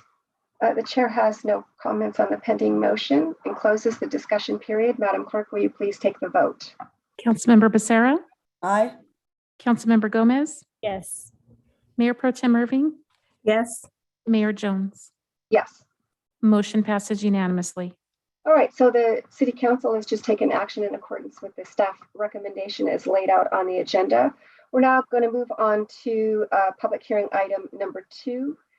This is an amendment to the general plan with an environmental initial study negative declaration to adopt an updated housing element for the 6th cycle planning period from 2021 to 2029. Mr. Metzler, will you tee up the item, please? Thank you, Madam Mayor and members of the council.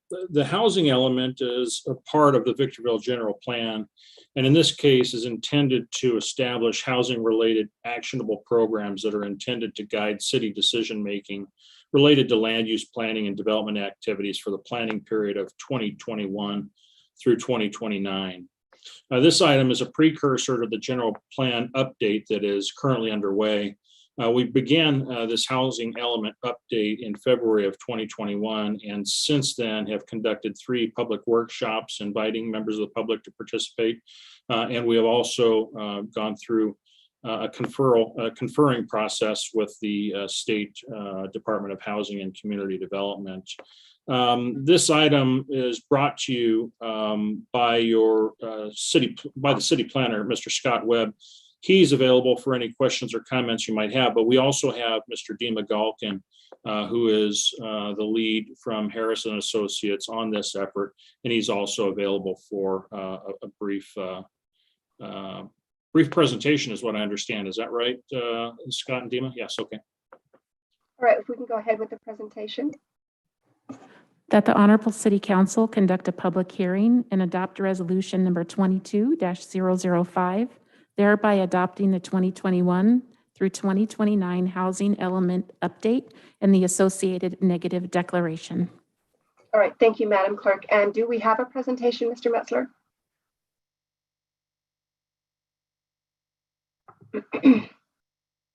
I'm sorry, yes, by Mr. Galkin? Yes. All right, Mr. Galkin, welcome.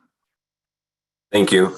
Give me just a second to set up the technology here.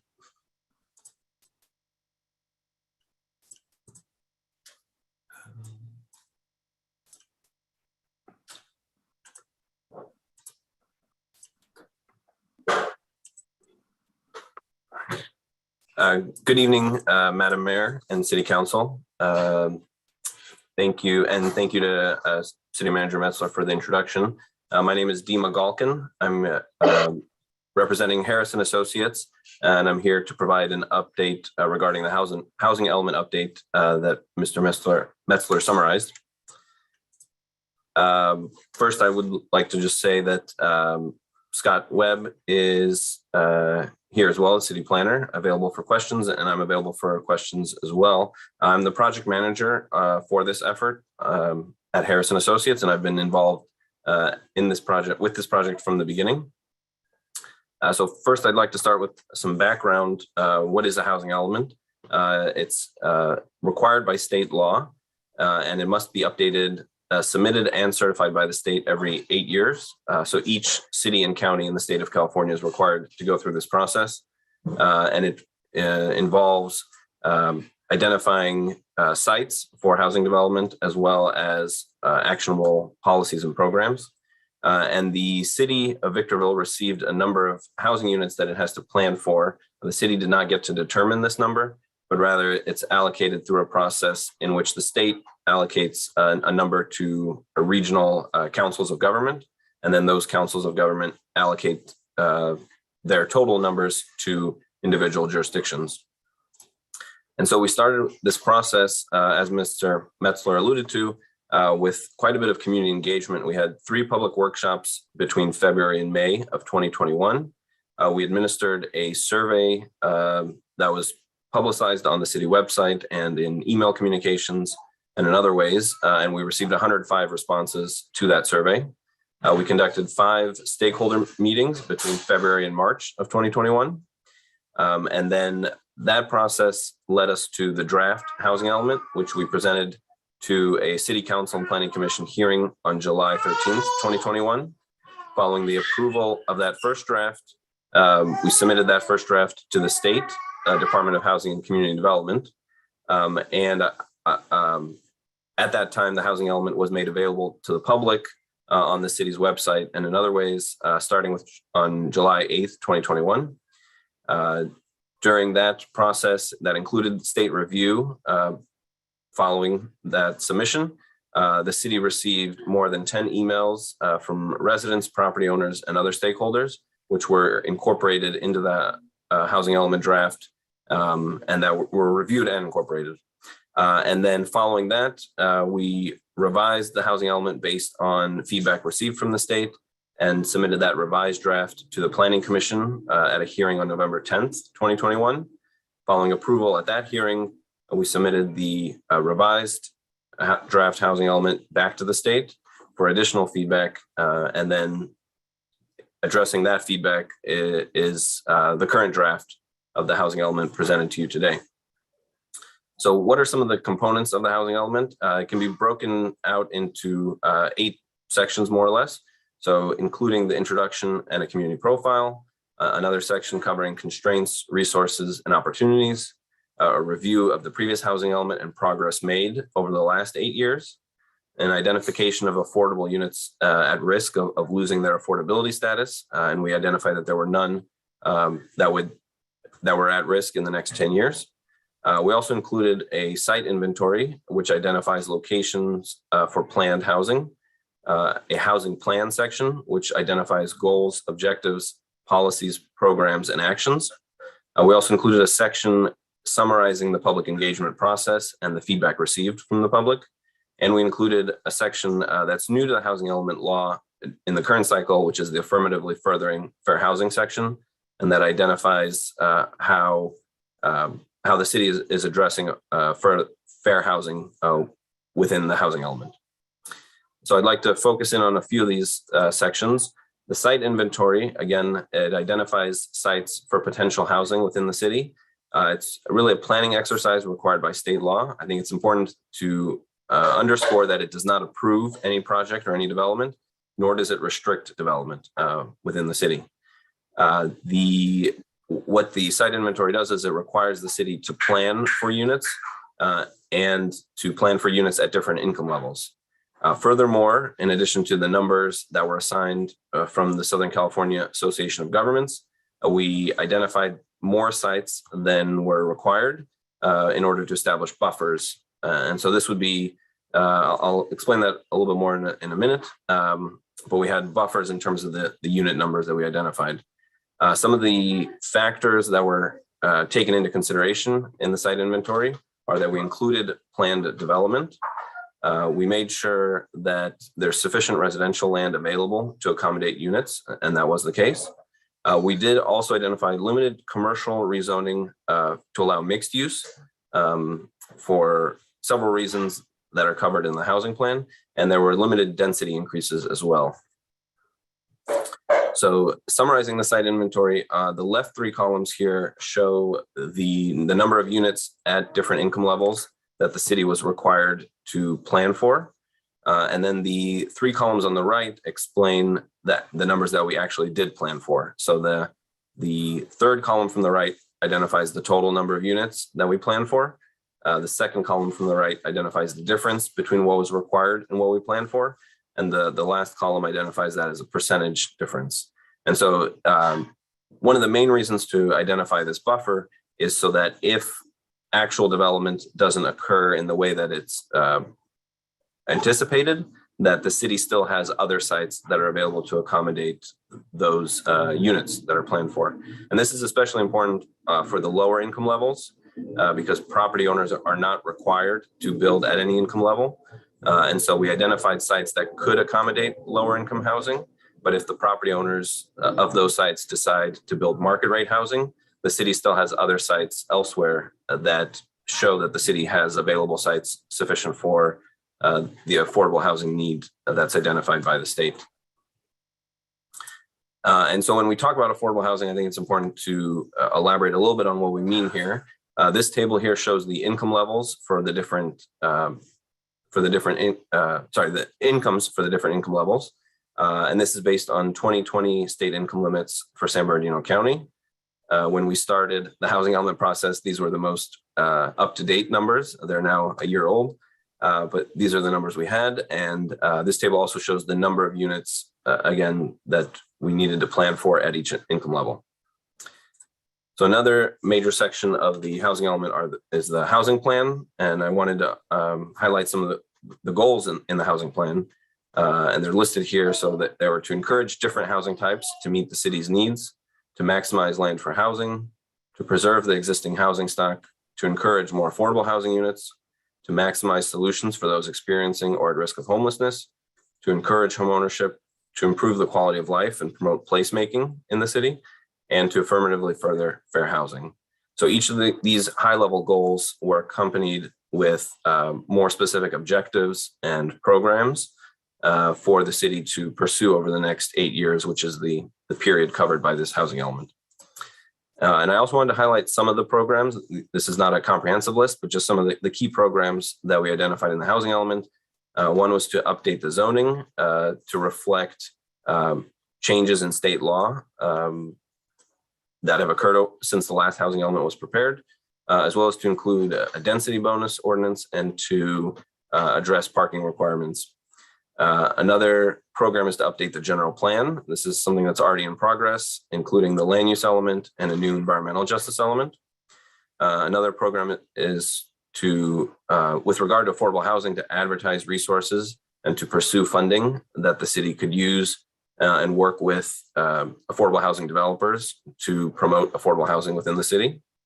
Another program was the Wellness and Recuperative Care Center. Again, something that's already underway and was mentioned earlier in the meeting.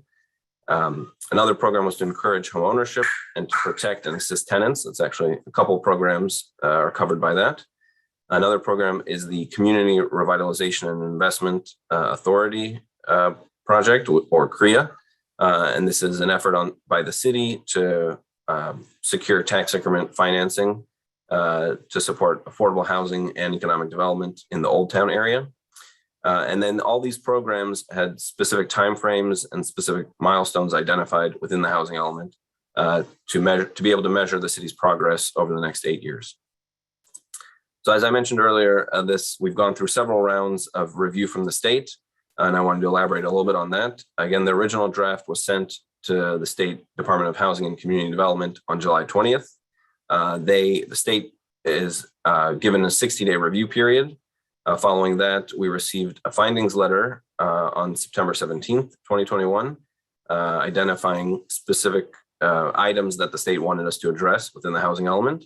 We had 2 follow-up phone calls with HCD for clarifying questions to better understand their comments and to be able to address them more effectively.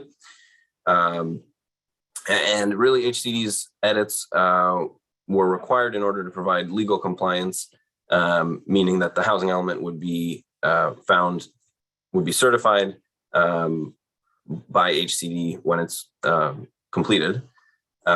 Following the submission of the revised housing element, HCD had another 60-day review period between November 12th and just about a week ago. We had 2 more calls during this period with HCD to discuss comments that they had shared with us. And I'm proud to say that after coordinating with the state and addressing all of their comments, the city received a letter stating that the housing element is in compliance. And this is a very important hurdle to get over. What it means is that after tonight's meeting, we're going to submit the final draft housing element to the state, and we should be able to receive certification by the deadline, which is February 12th, 2022. And by meeting this deadline, the city avoids potential penalties related to funding eligibility for federal, state, and regional funding programs, including the Caltrans Senate Bill 1 Sustainable Communities Grant, the Strategic Growth Councils and HCD's Affordable Housing and Sustainable Communities programs, and HCD's Permanent Local Housing Allocation Grant. And these are just some examples of funding sources that the state restricts to cities and counties that have an in compliance housing element. And so it's important to get our housing element in compliance by this deadline to maintain the city's eligibility for these and other funding sources. This table identifies some of the findings that HCD provided. We won't go through all of them, but the findings in black font are the ones that we received from the first round of review, and the findings in red font are the ones that we received from the second round of the state's review. The second round review findings are also highlighted in the track changes version of the housing element, which is included in the agenda packet. And so with the housing element, the final draft housing element found to be in compliance with the letter that we received from HCD. If we, with the city council's blessing, we'll be able to submit that back to HCD and get a final determination letter showing basically that the city completed all of its requirements for the housing element. And so I want to thank you all for your time. We are still in the middle of the general plan update, which includes the land use and safety element updates, as well as the new environmental justice element. And so we are still taking feedback from the public on these elements, which can be provided to the email address shown on the screen. And that concludes my presentation. Thank you. Great. Thank you, Mr. Gulkin, very much. All right, with that said, we're going to move on to technical questions for clarification. So council members, any questions as to the hefty staff report and the presentation given to us by Mr. Gulkin? And we're going to go ahead and start, excuse me, with Member Gomez. What type of feedback do you normally see from the general public? Not individuals who are adept or very knowledgeable on what to ask, like city employees or planning instructor, anything with like that. I just want to know, just the average person, if they were to give feedback, what type of feedback would they be asking here in this nature, if they were even to know what to ask? That's a good question. So from the survey, which again, we received 105 responses to that, the survey aimed to understand what are the priorities of the residents of the city. And so we identified from that survey, we identified things like senior housing, how important senior housing was, how important walkable communities were. And so we incorporated that into the programs and the goals within the housing plan. So all it takes is for someone to be able to give feedback, and that's an immediate goal, or is there some kind of placeholder or ranking that takes place before it becomes a goal? We worked with city staff and reviewed the feedback that was provided by the public, as well as the planning commission and the city council to identify the goals. And it's hard to pinpoint one comment or one note that led to a goal, but it was sort of a combination of everything that we heard and everything that we discussed with city staff that led to the formation of the goals. Okay. The city council's adoption, sorry, that's a different question. What were the requirements for the site housing? That's a good question. So simplifying a little bit, generally the requirements that we looked at are that it was that the land was either zoned for residential development or could potentially be rezoned for residential development. And the fact that it was vacant was a criteria that we used. We looked at locations within the city, trying to identify sites throughout the city, not just in one area. And then specifically for the lower income sites, this is a requirement that's in the state law. It's based on the permitted density of those sites. So to qualify as a lower income site under state law for the housing element, sites needed to allow at least 30 units per dwelling acre. Okay. And then what goes into the affirmatively addressing housing elements? So if I understand that feedback is taken from city, from the individuals who want to see their city with certain characteristics, and you yourself with the city comes and determines what goal, how do we know that affirmative action is taking place when there's certain ideologies that members have that may restrict what affirmative housing elements look like? How do you mitigate things like that?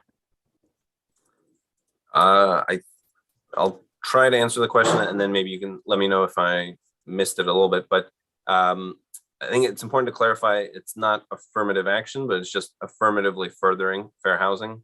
And what that means is that the city is taking a proactive approach to promoting fair housing.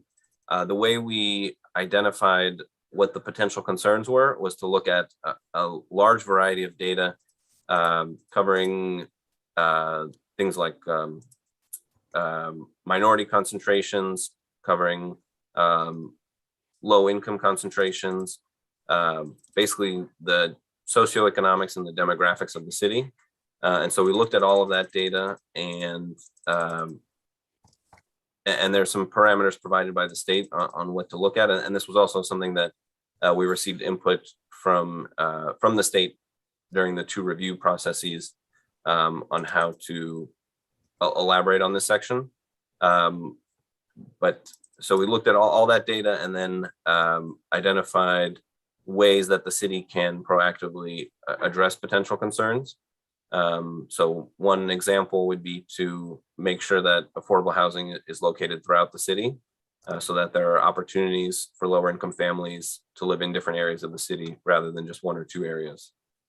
Hopefully that addresses your question, council member, but if not, I welcome any clarification. Yeah, so with the data gathering, what kind of statistical analysis did you do, if you even considered using statistical analysis, like descriptive and inferential analysis? How was that gathered, and how was that even analyzed? What kind of testing did you do using what kind of software, SPSS? I mean, how did that entail all this? Yeah, so we looked at the data just in Excel. We didn't use SPSS or any statistical analysis per se. It was more a question of using the data that was made available. So it's data available from the state and from the US Census Bureau, and just comparing what the numbers showed. So we did use GIS analysis to analyze the data geographically. So what that means is we identified where in the city are there more adults living alone, for example, or where in the city are there more single female headed households. Okay, since you didn't use like statistical analysis to bring much more foundational credibility, do you have that capacity, or did you guys have it, or it was just a term Your that time is up. wasn't used?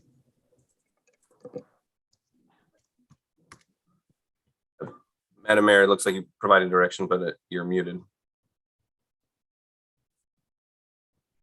My apologies. So please feel free to answer the question if you were able to get it all. Okay, I would point to the Appendix B in the housing element, which includes, it shows all the maps that we used to look at the data. And I think that provides a clear picture of how we looked at the data and what we, and Appendix B itself explains what we learned from the data. All right, thank you. Thank you very much. All right, Mayor Pro Tem Irving, any questions as to the staff report or Mr. Galkin's presentation? Yes, I have a couple of questions. Thank you, Mr. Galkin, for the presentation, and it's a very comprehensive packet indeed. I do have some questions though, and it's about the people that responded to the survey. I noticed that as I look through the paperwork, we get to a point where it says what the city should focus on. When you made the decision on what we should focus on as a city, did you have more state guidance in this area based on requirements, or was this purely driven by the survey that you conducted of, what is it, 105 that responded? I'm just curious. And I have a question in particular. It says it was to promote mixed use development. I have my thoughts on that, but how did you arrive at that decision for what the city should focus on? So we did receive some feedback from the state on the housing plan and what should be included there. But to create the first draft of the housing plan, we reviewed the content, the results of the survey, and discussed it with city staff. And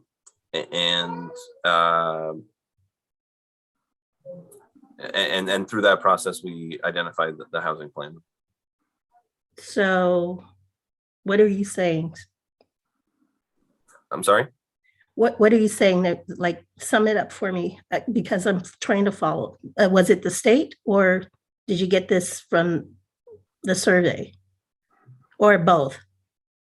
I mean, I would say the final result is a combination of everything put together. So definitely the survey results informed our initial approach, and then discussions with city staff added to that, and then feedback from the state after we had the initial draft led to revisions to the revised draft and then the final draft. Okay.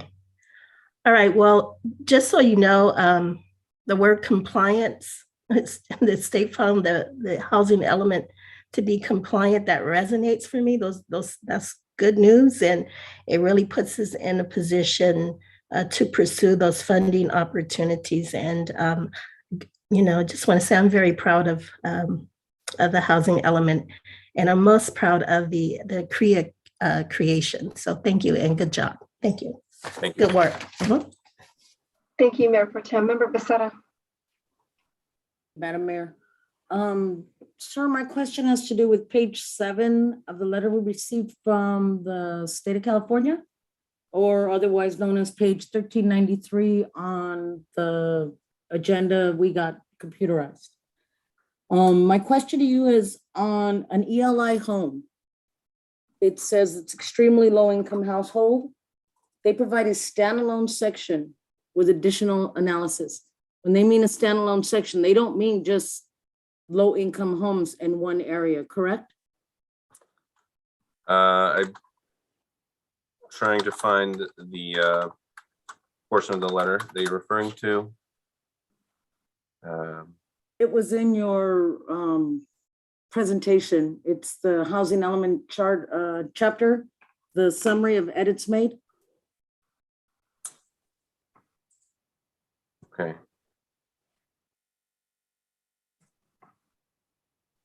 Oh, in the presentation, you said? Yes.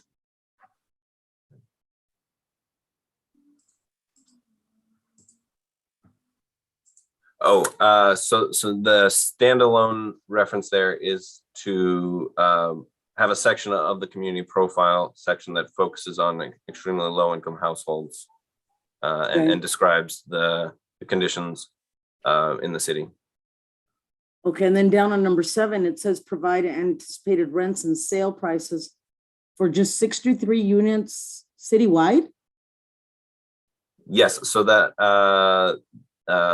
so I mentioned one of the main criteria in identifying sites was that that they were vacant. There was a small number of sites that we identified with existing development. And so the state wanted us to check on the rents or the prices of those units to make sure that none of them were low income, so that if they were, that the city would be replacing them with low income, but they were not. And you've probably said it time and time again, but I just want to make sure this whole entire housing element program has gone through the state. So we have their buy off and their blessing when we know that everything we're doing, everything we're putting forward is correct and meets the criteria of the state of California, correct? That's correct. Okay. All right, sir. Thank you very much. Very well put together presentation, and thank you for all the reading. Thank you. Definitely. All right. And I don't have any technical questions for clarification. The presentation actually was a great summary of all of the information, so I appreciate that.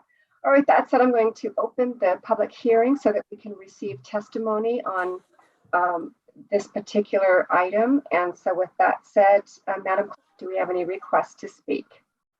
Yes, Madam Mayor, our first speaker is Juan, is it Carpenter? I can't read the entire name, so yeah. Juan Omendo, Carpenters Local 909.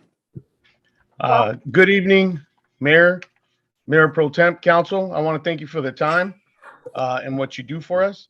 I am a rep with the Southwest Regional Council of Carpenters. We represent 5,800 members in the San Bernardino County. A good portion of them live in the local area and live, work, recreate in the vicinity of the project. We believe that we will be impacted by the environmental impacts of these projects.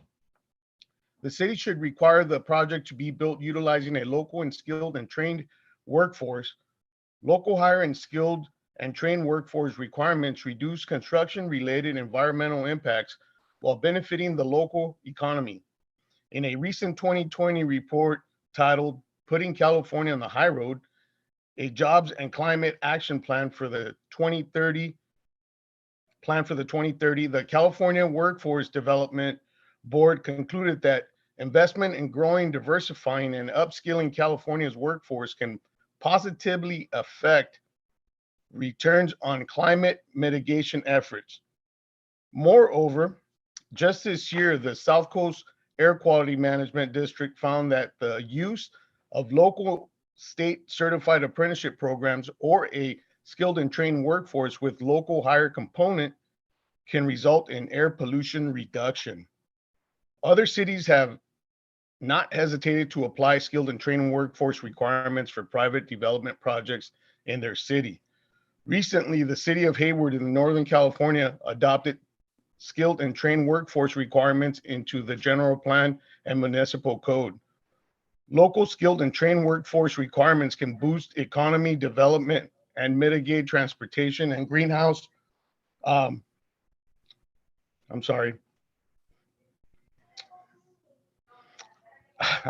Recently, the city of Hayward in Northern California adopted and skilled trained workforce requirements into the general plan and municipal code. Local and skilled trained workforce requirements can boost economic development and mitigate transportation and greenhouse gas impact by minimizing the vehicle mileage traveled.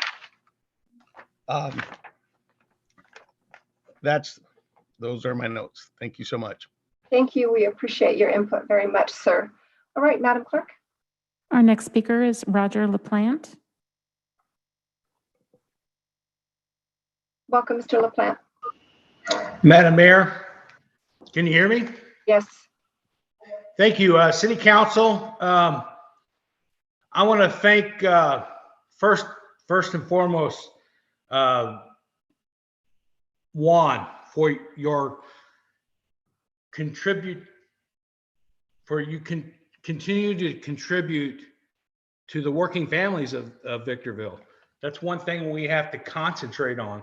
And Mr. Galkin, God bless you and your young family that we hear in the background.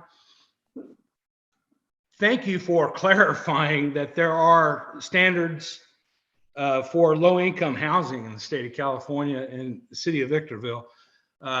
Your very good comprehensive presentation showed me that we are doing our due diligence.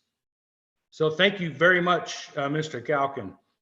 And because I'd had real concerns about what Commissioner Harriman had said about the high income perspective of what we need to do in Victorville. Yeah, people like to have high income housing and we like to protect those property values. We get that, but the amount of what people make here in Victorville in the high desert is not comprehensive, is not equivalent to some of these housing projects that are ongoing. And I'm just, what I want to thank Mr. Galkin in clarifying that we are going by the state standard. So thank you very much. Thank you, Mr. LaPlante. Madam Clerk. Jessica Houghton. Oh, welcome. Glad to have you with us. Thank you. Glad to be here tonight. I realize this isn't a workshop, and I have attended the previous workshops, so I guess they can't really be questions, more statements that I would need to make. But with respect to the housing plan, I understand the goals that were outlined, and I have read through them, and I've also read through those objectives for obtaining those goals or meeting those goals. And one objective I extremely agree with would be objective B, streamline the housing development process. It states there on page 7-6 or chapter 7, page 6, the time and cost to permit projects is often a top constraint cited by developers because financing and interest cost increase the longer it takes to construct, build, or rent a development. Streamlining the development process would reduce the cost of development, increasing the financial feasibility of residential development, and facilitating an increase in residential development. There is a housing shortage. That is no secret.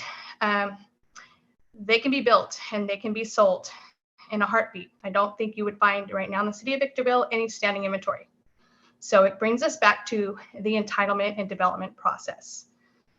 The streamlining of this process needs to occur. It is a very valid statement in that first paragraph that states that this is a financial constraint, and that's passed directly on to the home buyer. So streamlining the development process is a necessary objective. I'm glad it was identified to meet the goals. But in saying that, it does also state that the city has not adopted written procedures for this streamlined approval process.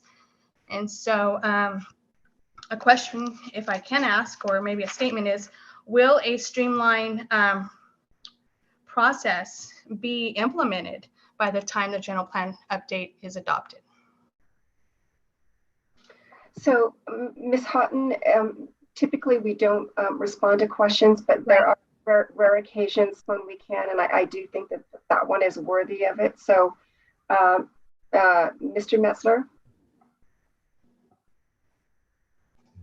Yeah, I think the best way to respond to that is, with the approval of this housing element, if approved as is, that becomes effectively one of those actionable goals that we should consider as a part of the final as a part of the final general plan update approval. All right, thank you. Ms. Houghton, did you have anything further?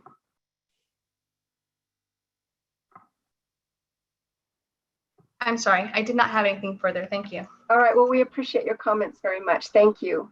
Madam Clerk. Thank you, Madam Mayor. There are no additional speakers. All right, will you please set the timer for 30 seconds in the event that any audience member is experiencing technical difficulties? This will provide some assistance to help them overcome.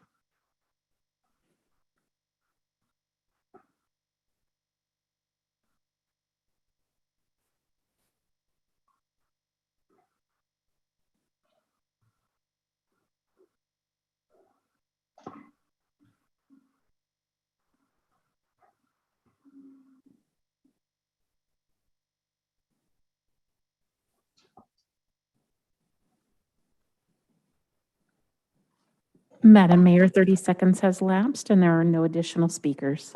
All right, the chair closes the public hearing and brings this item back to the council and invites a motion from the council. So move, Madam Mayor, to Staff. accept staff's. Staff's Go ahead and recommendation. finish. All right, thank you, Member Becerra. Is there a second? Second. All right, we have a first by Member Becerra, a second by Mayor Pro Tem Irving. We're now going to take discussion on the pending motion, beginning with the maker, Member Becerra. No discussion. Thank you, Mayor Pro Tem Irving. Just a little bit. I have a couple of comments. First of all, Mr. LaPointe brought up some very important points about creating opportunities for low-income housing. And I think that this housing element addresses some of his concerns, especially as it relates to housing insecurity for, for a certain people in our population. And I think that I'm glad to hear that he found the report comforting, that his issues are being addressed. Also, as it relates to Mr. Juan, I don't know how to pronounce your last name, but your comments resonate with me. Currently, I'm studying, I think it's FTA has a new construction hiring pilot program. And so I was interested in looking to see how the apprenticeship programs are impacting their, I think it's down Metro's project. So your comments resonate with me, and I want to say thank you, and I appreciate your input. Thank you, Madam Mayor. Thank you, certainly. All right, Member Gomez. Yeah, by engaging all stakeholders in the public policy projects, such as local government organizations, businesses, residents, and communities, we can definitely deepen the democracy and ensure that people have a say over the decisions, over issues, and over various opportunities that can impact the everyday lives of our communities. of our neighborhoods and of our state seekers. Today's decision to close the in-person meetings really curtailed participation. So, That was very Member Gomez, we're having discussion. Thank you very much. And so I'm certainly going to rule your comments out of order. We're going to move on. And I have no comments on the pending motion other than to thank the staff for the extraordinarily comprehensive report and the exceptional summary that kind of put it, all together in a very concise manner. It was very helpful, I trust, for all of us. And so with that, I'm going to close the discussion period. And Madam Clerk, will you kindly take the vote? Councilmember Becerra, Aye. Councilmember Gomez, Yes. Mayor Pro Tem Irving, Yes. Mayor Jones. Aye. Motion passes unanimously. All right, thank you. So the council has just taken action in accordance with the staff recommendation as presented on the agenda. We're now going to move to our next business in order, which is the consent calendar, items 3 through 13. I have a point of order. A point of order, certainly. State your. I would like to have discussion or comment and questions for items 7, 8, 9, 12, and 13. Okay, that's not a point of order, so your point is not well taken. Okay, So well, I don't know what you want to call it, but I want to comment and question on those items. 7, 8, which one? 7, 8, 9, 12, and 13. Okay, so could you be more clear? Do you want to comment briefly as would be allowed in our policy manual, or do you want to have the items pulled for separate consideration? What I've done in the past, it's pre-pattern, and that's the same thing I'm asking to do today. Want to do what you've done in the past. All right, so that's just to make very concise comments, have to be very minimal in nature, so most certainly. All right, with that said, and before I do that, I'm going to go ahead and ask if any other council members have any requests. All right, hearing none. Member Gomez, will you start with item number 7? Yeah, this is a CIP year-end report. Were there a total of 7 projects that were completed in 2021? There was no length, cost, and funding sources, and I'd like to know what were their cost, funding, length, cost, and funding sources for each project in the agenda. And also for this item, were there other projects that were initiated or commenced in the year 2021? And what's the process that was used by the city and those involved in the planification of the CIP projects generically? Okay, so the chair is going to rule that this is a little bit beyond just minor clarification. So, council member, would you like to pull that item for separate consideration? Nobody's going to second, and it's not going to move forward. So as long as I just put them on the record, that's fine with me. Sure. Moving on to point number 8, or excuse me, item 8. So were there any cost modifications, contractual amendments, or addendums for the projects? That was for 7. Moving on 8 is, were there any answers to the requirements for the purposes and so on for 2021? I wasn't sure why we brought in Senate Bill 165. For item 9, my question is, let's take up number 8. Can we have a response to that question, please, Mr. Metzler?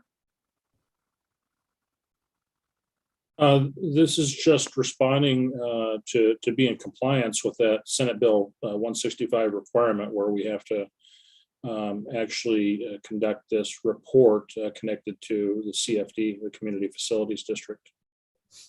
well, my question was, there are some requirements in that page, and I thought they could be answered.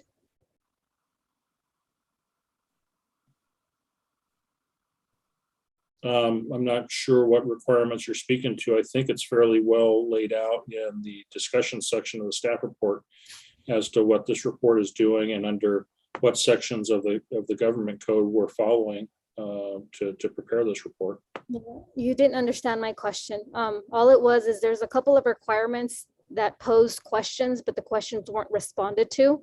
But if you can't answer, it's fine. I'll move on to the next one for number 9. Yes. Is why is the city asking to modify payroll? Wasn't it already approved? Were there any documentation showing the need to modify payroll and any legal excuses for doing so?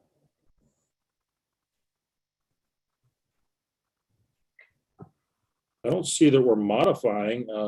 There's ratification in here, but I don't see anything modifying. The author on this is John Mendiola. Perhaps he can address that more specifically. Thank you, Mr. Metzler, Madam Mayor, members of the council. We did not modify anything. This is just our routine presentation to ratify the payroll that happens every 2 weeks with the city.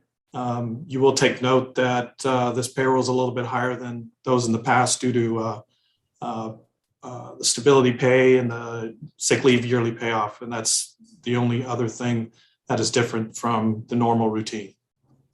Okay, and number 12 is, it appears to be, there's a high increase of expenditures that aren't followed by an itemized bill for the council to see. So I just wanted to see if there was something to show. This item to me seems rather high.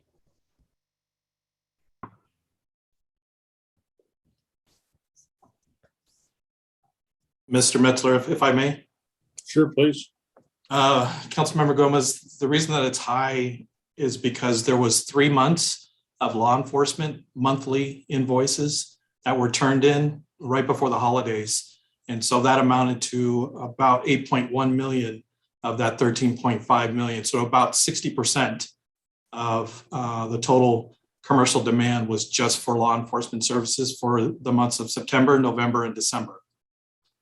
If that was taken out, then it would be business as usual around the $4 or $5 million range for monthly commercial demands. Thank you. I have no further questions. You had something on item 13? Oh, let me see. Did I say 13 too? Yeah, I did. You're right. It's highlighted here. Would you remind, oh yes.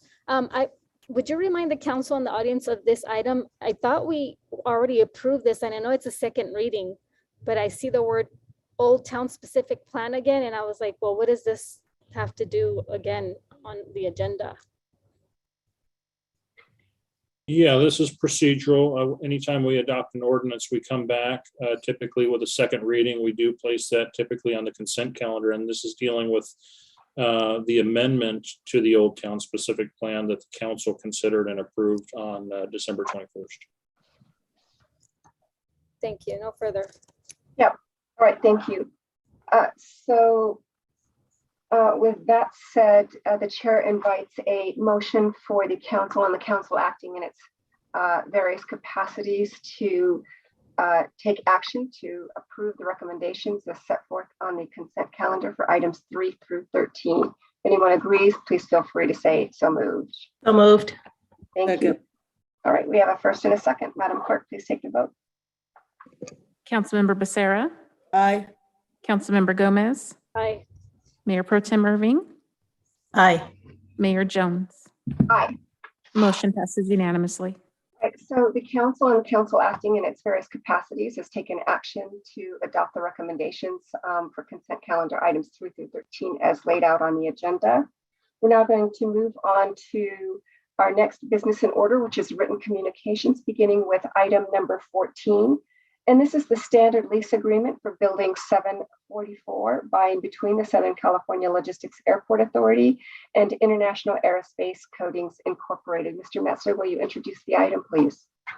Thank you, Madam Mayor and members of the council. Yes, this is involving a tenant out at SCLA that has actually occupied this particular facility dating back to 2014. So effectively, this standard lease agreement is a renewal for that tenant, where this lease agreement generally contains a 2-year term with a 3% inflator plus 2 additional 1-year options. It involves a small facility outside of the larger paint hangars that we refer to as Building 744. It's almost 13,000 square feet in building space and is largely used to satisfy the aircraft painting companies' a receipt of supplies and materials. So with that, you do see a fiscal impact in here. It does appear as there's a slight increase on the revenue side in this current fiscal year, and that's largely because we do not budget for revenues when we don't have lease terms for the period of time. So you'll see a bump in the fiscal appropriation for this current year. And then we've also got an outline of the revenues generated from this lease going forward. So with that, the author on this item is your airport director, Mr. Eric Ray. He's online and available for any questions or comments you might have. Great, thank you, Mr. Metzler. Madam Clerk, the recommendation, please. That the Southern California Logistics Airport Authority Board of Directors approve entering into a standard lease agreement for Building 744 by and between the Southern California Logistics Airport Authority and International Aerospace Coatings, Inc., and authorize the airport director to execute said agreement. All right, thank you very much. Moving on to technical questions for clarification. We're going to begin as to the staff reports. We're going to begin with Member Becerra. Thank you, Madam Mayor. If I may, Mr. Metzler, Mr. Ray, the building 744, is that the one we just finished putting a roof on? No, ma'am. No, we staff has done some re-roofing on that building last year, but it's not the one that you recently approved. That was some different buildings here. Is the building going to be up and ready for them for at least 5 years? Yes, it is. It's already available for them. They've been in that building for a while, and we hope to continue that in production for the foreseeable future. Thank you very much, sir. No further questions. Thank you, Member Becerra. Member Gomez. No questions. Thank you, Mayor Pro Tem Irving. Thank you, Madam Mayor. No questions. Thank you. All right, and the chair has none and invites a motion from the Southern California Logistics Airport Authority Board of Directors. Madam Mayor, I move to approve staff item 14 and accept staff recommendations. Second. Right, we have a first by Mayor Pro Tem Irving, a second by Member Becerra. Discussion on the pending motion, beginning with the maker, Mayor Pro Tem Irving. No, ma'am. Thank you. Thank you, Member Becerra. No questions. Thank you. No questions or comments. All right, Member Gomez. Not at the moment. Thank you. Discussion, and the chair has none, so the discussion period is closed. Madam Clerk, will you please take the vote? Councilmember Becerra. Aye. Councilmember Gomez. Yes. Mayor Pro Tem Irving. Yes, ma'am. Mayor Jones. Aye. Motion passes unanimously. Right, so the Southern California Logistics Airport Authority has just taken action to adopt staff's recommendation as presented on the agenda. We now move on to item number 15, and this is resolution number 22-001, appointing a voting delegate and alternate to the Public Entity Risk Management Authority, that's PIRMA. Mr. Metzler. Thank you, Madam Mayor and members of the council. PIRMA, as the name refers, containing the public entity component of the name, is comprised of public agencies such as Victorville, where as a public body, this organization is largely responsible for serving as an insurance pool to those public agencies that are members to it. We've been members of PIRMA for quite some time, and as a part of our membership, we also are provided a board seat that has largely been at the discretion of the city manager. The appointments have been made by the city manager, and as is currently, the city manager has delegated those responsibilities to both the risk manager and also our human resources officer as the alternate. It's a board that's very typically dealing with a very technically natured insurance related matter, whether it's general liability or workers' compensation. And so with that, that's how we've served in the board capacities for this organization. Up until recently, PIRMA has changed the way in which it wants to recognize its board representation and has asked public agencies to go back to their effective boards, or in our case, the city council, and have those appointments affirmed by the city council. So with that resolution, effectively, we're bringing it to your consideration, seeking your concurrence that going forward, at least for this next year, that the appointed representatives be that of the risk manager as the primary and the human resources officer as the alternate. All right, thank you, Mr. Metzler. Madam Clerk, the recommendation, please. That your honorable city council adopt resolution number 22-001, appointing a voting delegate and alternate to the Public Entity Risk Management Authority. All right, thank you, Madam Clerk. All right, questions for clarification, beginning with Mayor Pro Tem Irving. No, thank you. I don't have any questions. Thank you. All right, thank you, Member Becerra. No questions. Thank you, Member Gomez. Yes, is there pay or a stipend associated with this seating? Not that I'm aware of. Madam Clerk, or maybe Deputy City Manager Smith, are you aware? There's no stipend associated. Okay. So no fees, no money, nothing like that that comes with it, right? Except I probably used the wrong terminology. So no money. This board does not provide a stipend to the appointed board member for the city or its public agencies. Okay, so since it doesn't bring stipend, does it bring any other types of monies? No. No. Okay. And what's the length of the service? Is it yearly?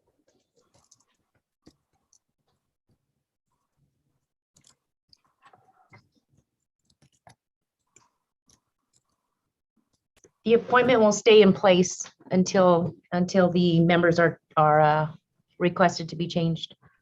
Is that yearly, or is that if there's no change for 10 years, it could go on for 10 years? Is that what you mean? Yes.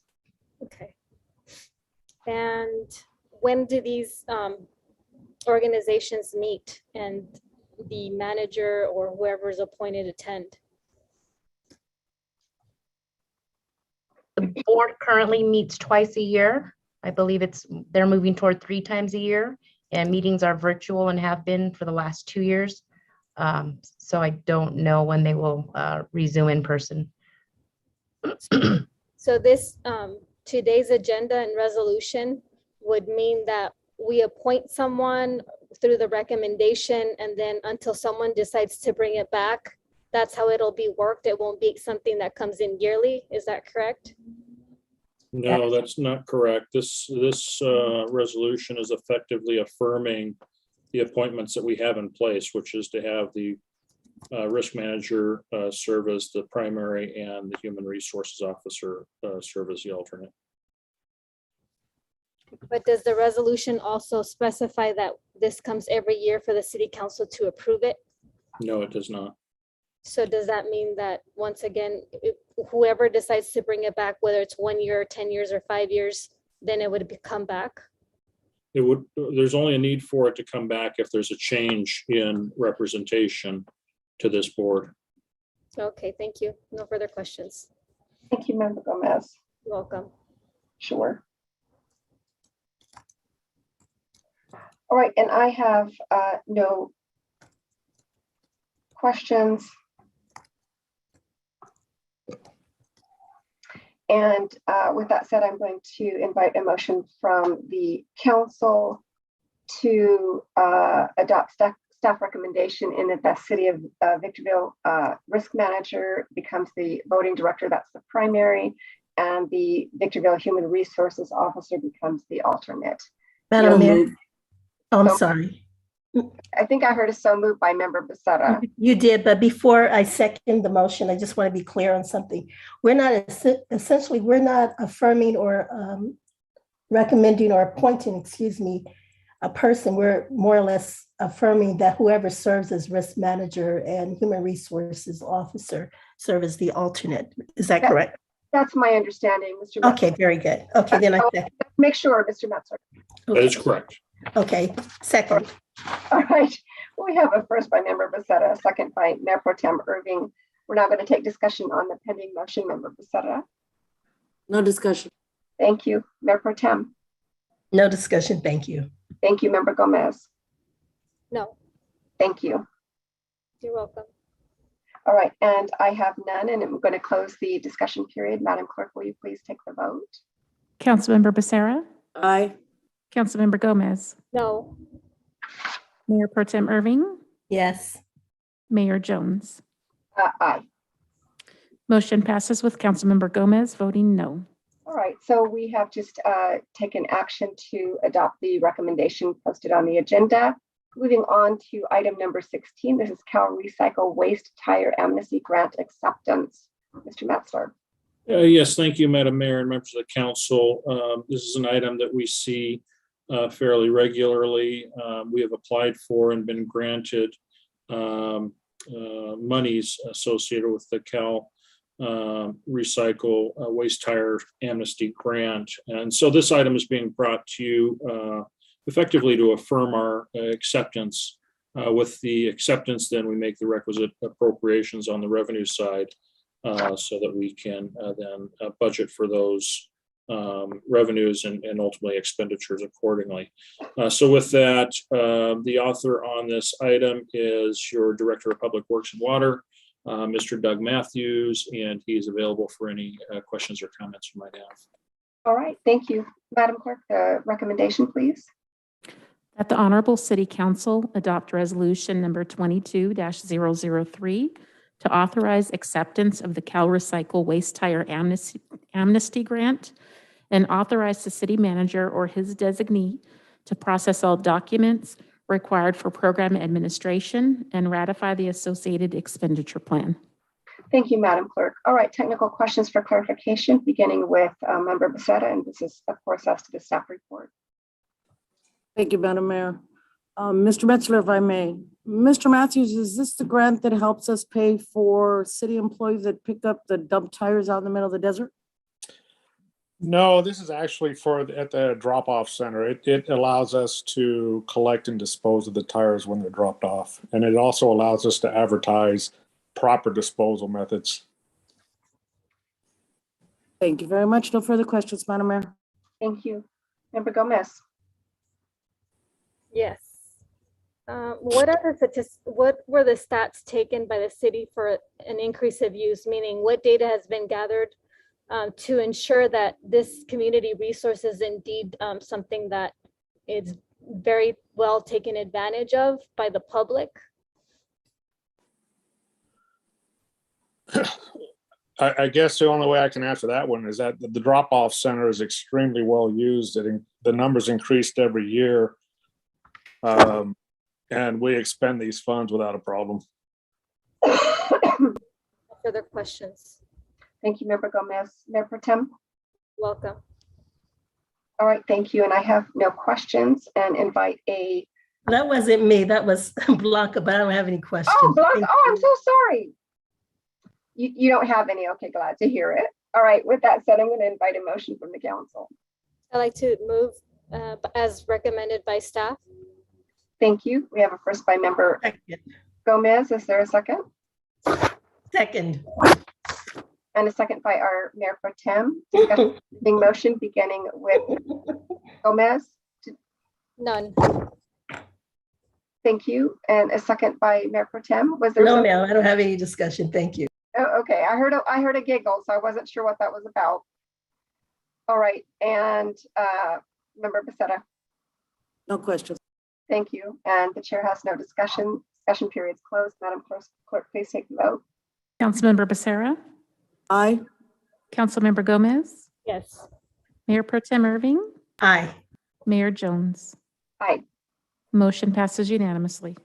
All right, so the council has adopted staff's recommendation as presented on the agenda. Moving on to item 17. This is the approval for purchase of GE LED traffic signal light bulbs. Mr. Metzler.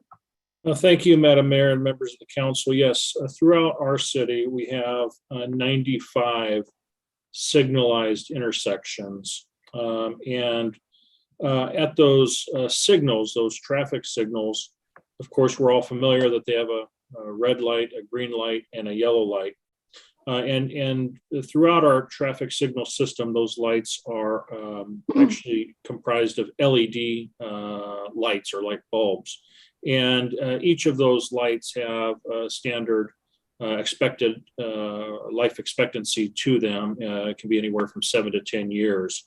And so we have to plan for a routine replacement of those lights at those intersections. This item helps us address those intersections, particularly focusing in this particular case on the red lights and green lights. The yellow lights is something that we'll schedule in at another time. But this item actually allows us to purchase those items and effectively then we'd rely on the traffic crew to conduct the installation of those lights. So with that, the author on this item is your city engineer, Mr. Brian Gangler. He's available for any questions or comments you might have. All right, thank you, Mr. Metzger. Madam Clerk, the recommendation, please. That the Honorable City Council approve the purchase of GE LED traffic signal light bulbs from JAM Services, Inc. in the amount of $98,353.50. All right, thank you, Madam Clerk. All right, moving on to questions for clarification, beginning with Member Gomez.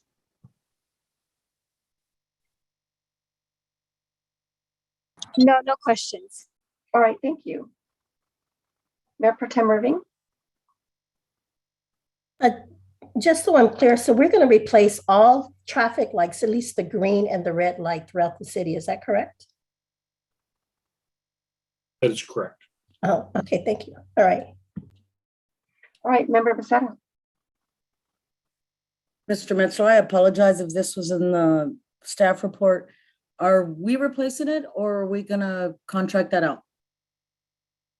I believe we're going to use our traffic crew to do that. And Mr. Gangler is nodding his head saying yes, so my understanding is correct. Thank you very much. Like I said, I'm sure it was in the report. I'm going back and forth through 3,000 pages. So thank you, sir. No further questions, Madam Mayor. Yes, thank you, Member Becerra. I don't have any questions and I invite a motion from the council. So moved to follow staff's recommendation. Thank you. Second.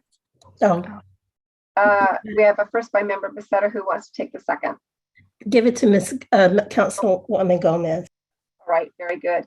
All right, discussion on the pending motion. Member Becerra. No discussion, Member. Okay, Member Gomez. No discussion. Thank you, Mayor Pro Tem Irving. No discussion. Thank you. Thank you, and I have none. And the chair closes the discussion period. Madam Clerk, the vote, please. Councilmember Becerra, Aye. Councilmember Gomez, Yes. Mayor Pro Tem Irving, Aye. Mayor Jones. Aye. Motion passes unanimously. All right, so the council has taken action to adopt staff's recommendation on that item. Moving on to item number 18. This is the La Mesa Nisqually Interchange 404 permit compliance mitigation site coordination. Mr. Metzger.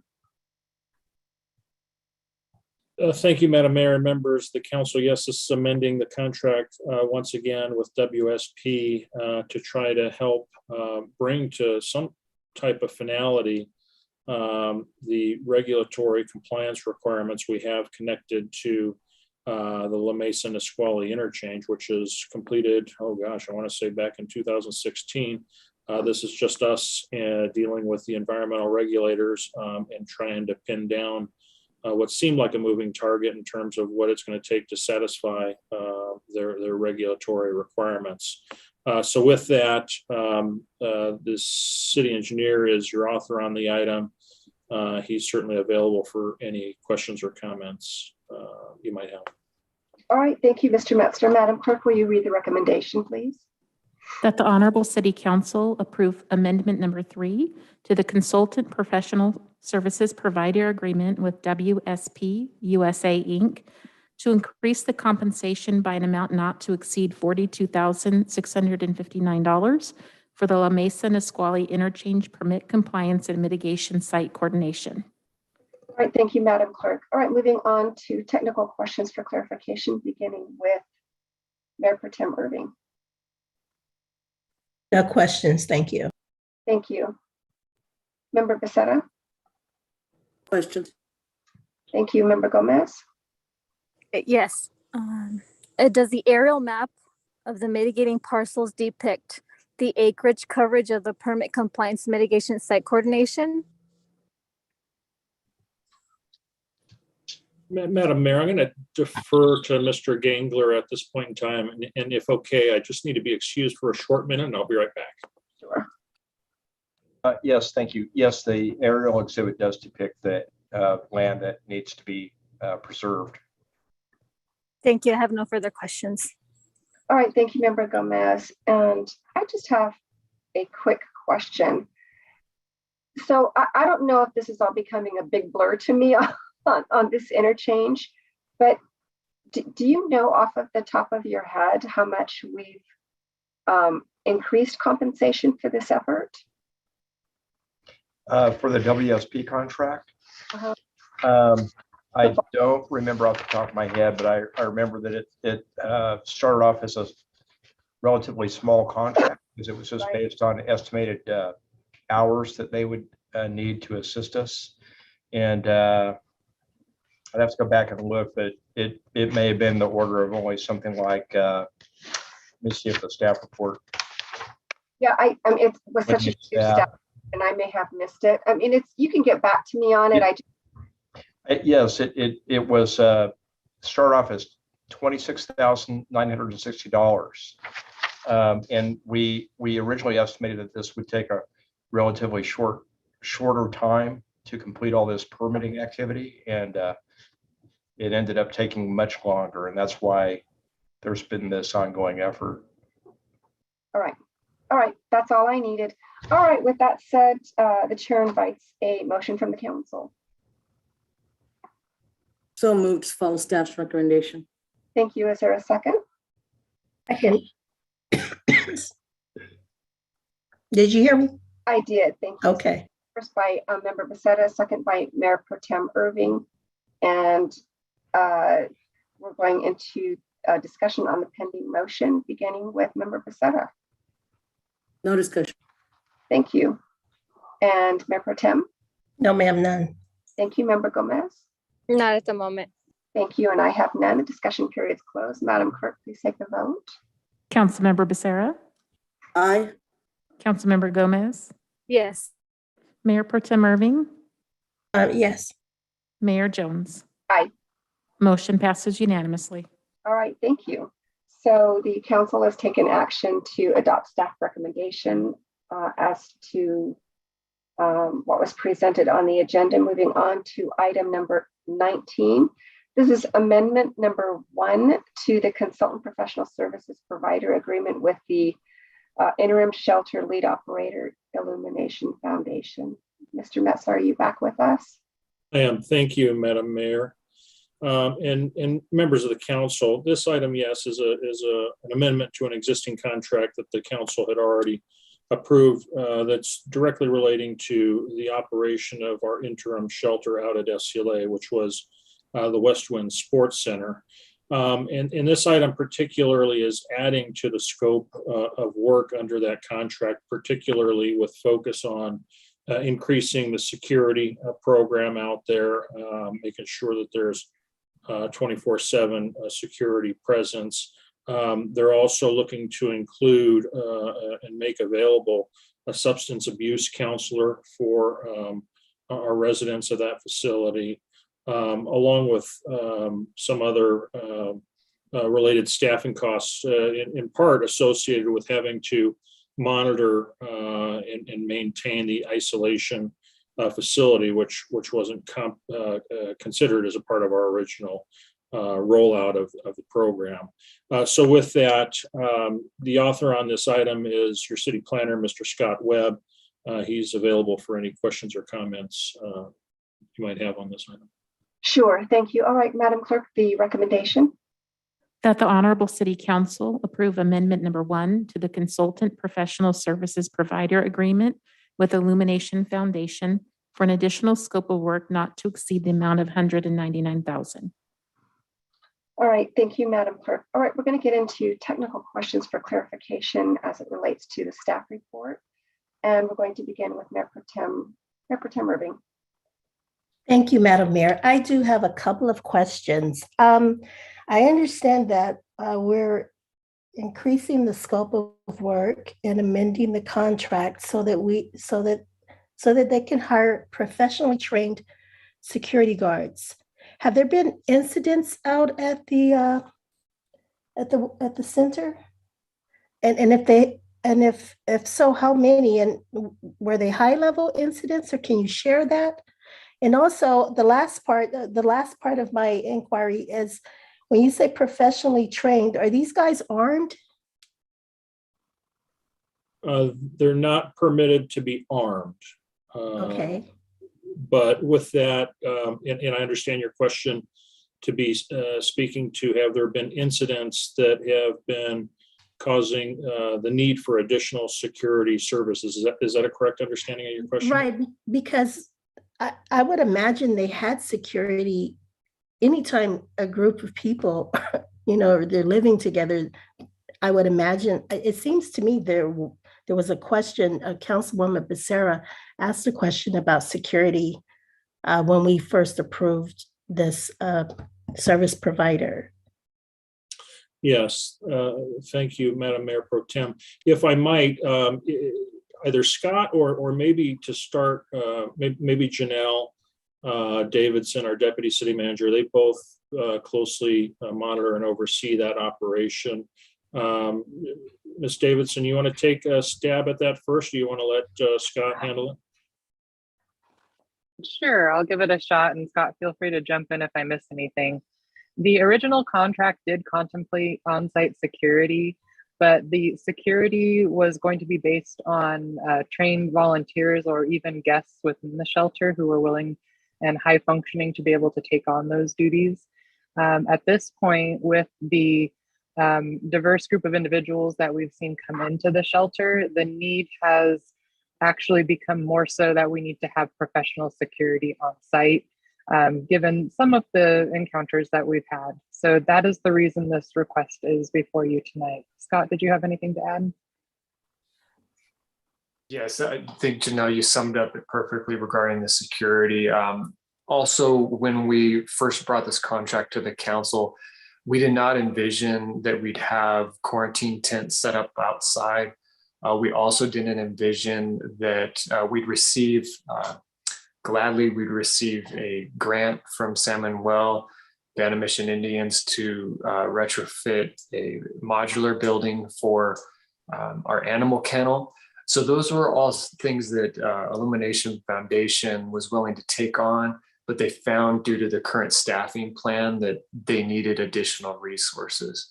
So that's kind of the main crux of why we're bringing this item before you for consideration. Well, I'm only asking because 2 security guards, maybe they may need more. Are these security guards to actually mitigate issues? For example, have there been any incidents, or are these guys is this personnel, the staff, this increase in staff going to make people feel secure? You know what I mean? I'm trying to figure out, perhaps with the diversity of people coming into the facility, perhaps there's a need to feel more secure, or is there really an issue where there's a potential threat? And if so, what kind of threats? What's happening? And the reason I'm asking is because it seems there was an incident at this facility about a month and a half ago. So 2 security, and you said they're professionally trained. And trained to do what? Your time is up. Thank you. Thank you, Mr. Metzger. If okay, I'd like to defer to Ms. Davidson on that. Sure.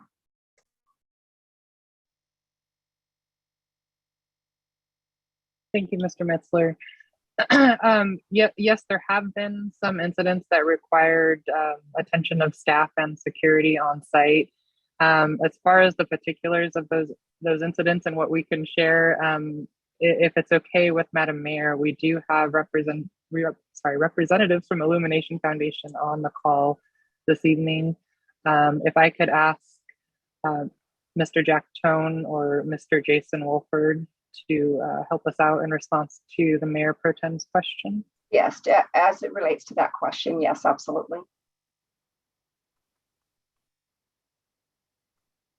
Hi, good evening, Madam Mayor and council members. My name is Jason Walford with the Illumination Foundation. Yeah, in a general way, what we've experienced are a number of different instances over the past, 4+ months where individuals from outside of our shelter, so in the community and the surrounding areas, because of the way the shelter is situated, it's kind of off in a little bit of a no man's land. And so we have a baseball field with some dugouts behind us. We are on the base, so there's a lot of abandoned housing. So as you can imagine, there's all kinds of activities that go on throughout that area. I know that logistics, airport logistics does patrol, and sheriffs do patrol, but many times things happen in between the patrols. So we've had individuals go as far as to come up to the shelter in broad daylight with ski masks on and try to, still appropriate city equipment that was used for the COVID tents.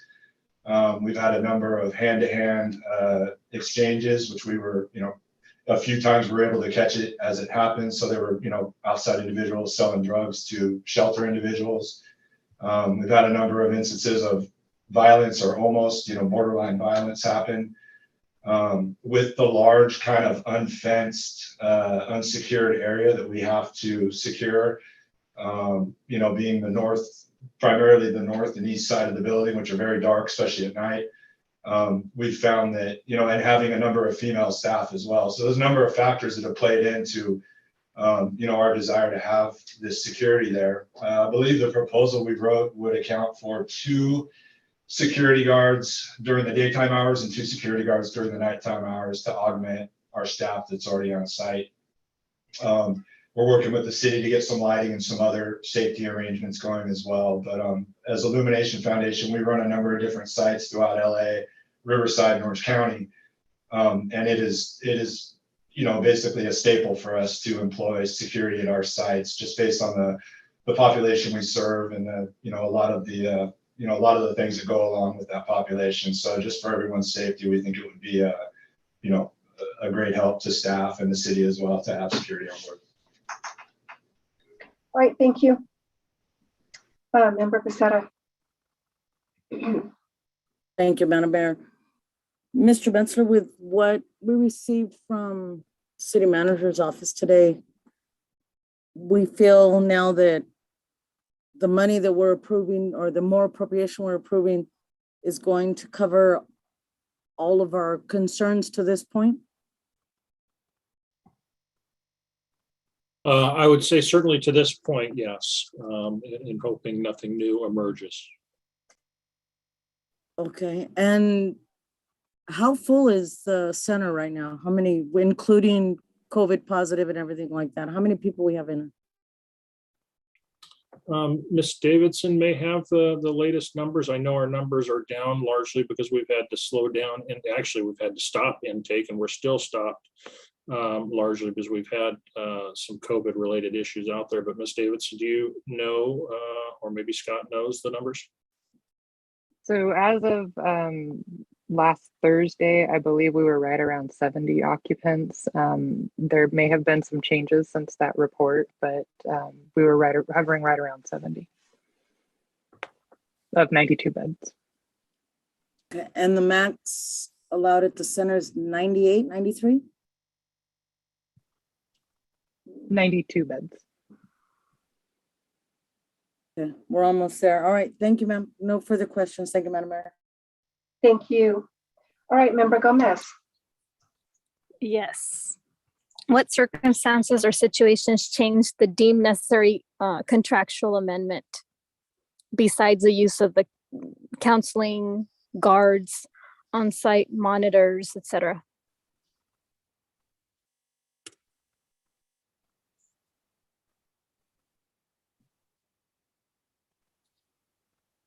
I think we just spoke to that. I think you just covered it as to what the additional scope is.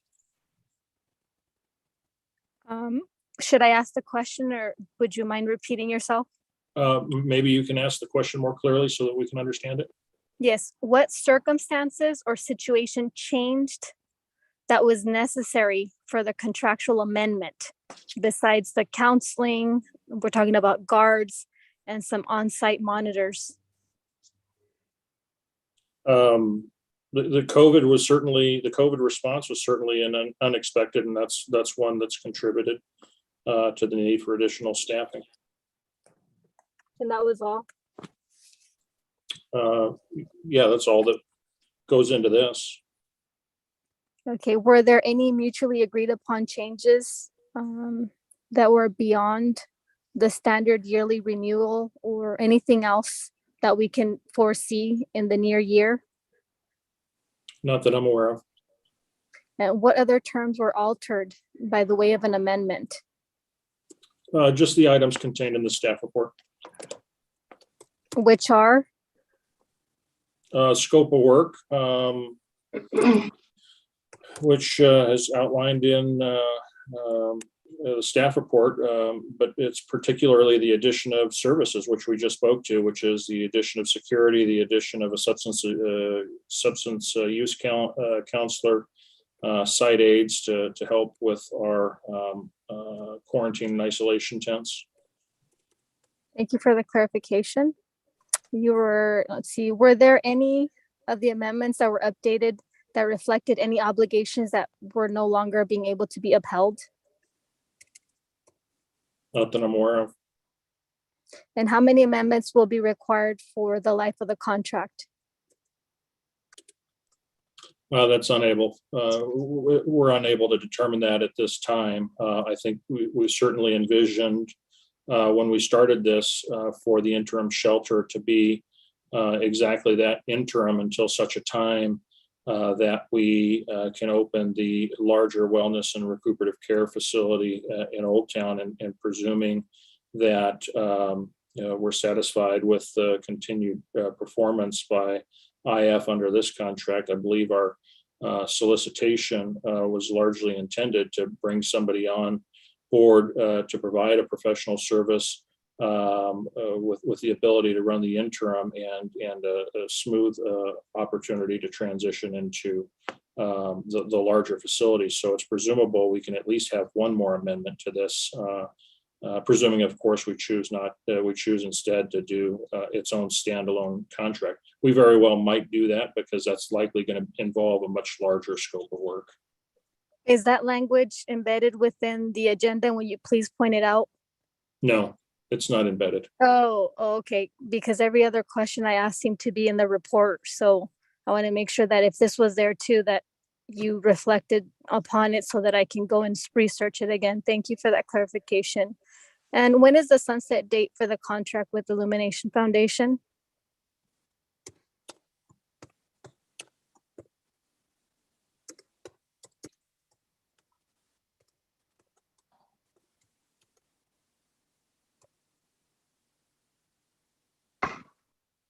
Mr. Metzler, you're muted. Would you like me to handle that? Yeah, please, Scott. Sorry about that. My understanding is that it runs yearly, and it allows for the city to extend it for another 3 years. So the sunset date is 3 years. Is that what you're saying? And then we have the ability to extend for another 3 years, which would be 6. I'm sorry, the current contract runs through June 30th, and the city has the ability to extend that for another contract annually, and we'll be able to reassess the contract annually for 3 years. The page number that the term is on is 3,356. That describes the term, and Mr. Webb articulated it correctly. Okay, well, it's not being understood for my behalf articulately correctly, so I'm going to ask again. So it's 1 year. So June 30th, I'm presuming 2022. And then there's an ability to extend that contract for up to 3 years. So we're in 22 plus 3 years. So until 2025, and then it would exacerbate any kind of negotiations unless we started it all over again. The contract can be extended for up to 4 additional 1-year periods. That's found on page 3356. Okay, so it can. Your time is up. Oh, thank you. Thank you, Member Gomez. You're welcome. Sure. All right, so I have to say I'm at a bit of a loss. So Mr. Metzler, I'm hoping you can answer my question, and maybe Illumination might need to chime in. So I remember the presentation on this like it were yesterday. And this entire council was really excited by the presentation from Illumination Foundation and their expertise in this area, and that they were going to bring all of that expertise up here. And we just heard from Illumination Foundation that security is a staple. And yet I also heard tonight that this additional money is going to provide for 24/7 security. Did we not have that? And I also heard that we were largely depending on volunteers to provide security. I mean, how does that make our most vulnerable population feel safe? Can you help me with that? I really can't, and perhaps that's best to be addressed first by Ms. Davidson, and then she can bring on Illumination Foundation. Thank you.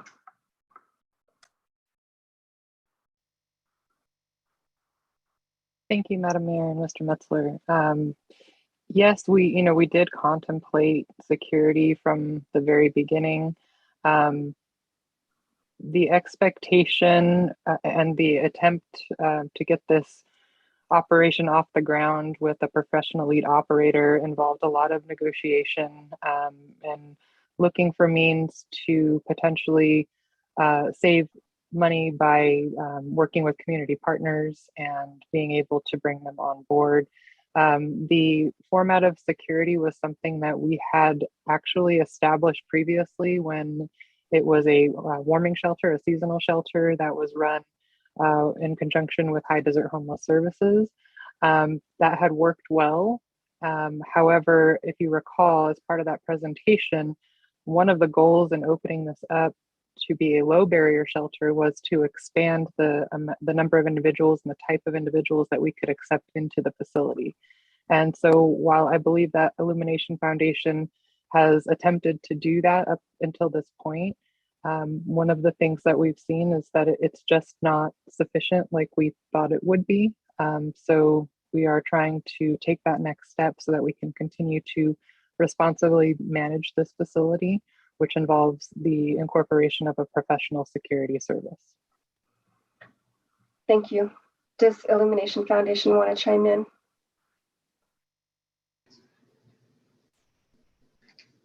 Yes, Madam Mayor and council members. Yeah, as I mentioned, it is a staple of all the facilities we run, and having not been a privy to the actual negotiations as they happened, it's my understanding that like was mentioned, in an event, in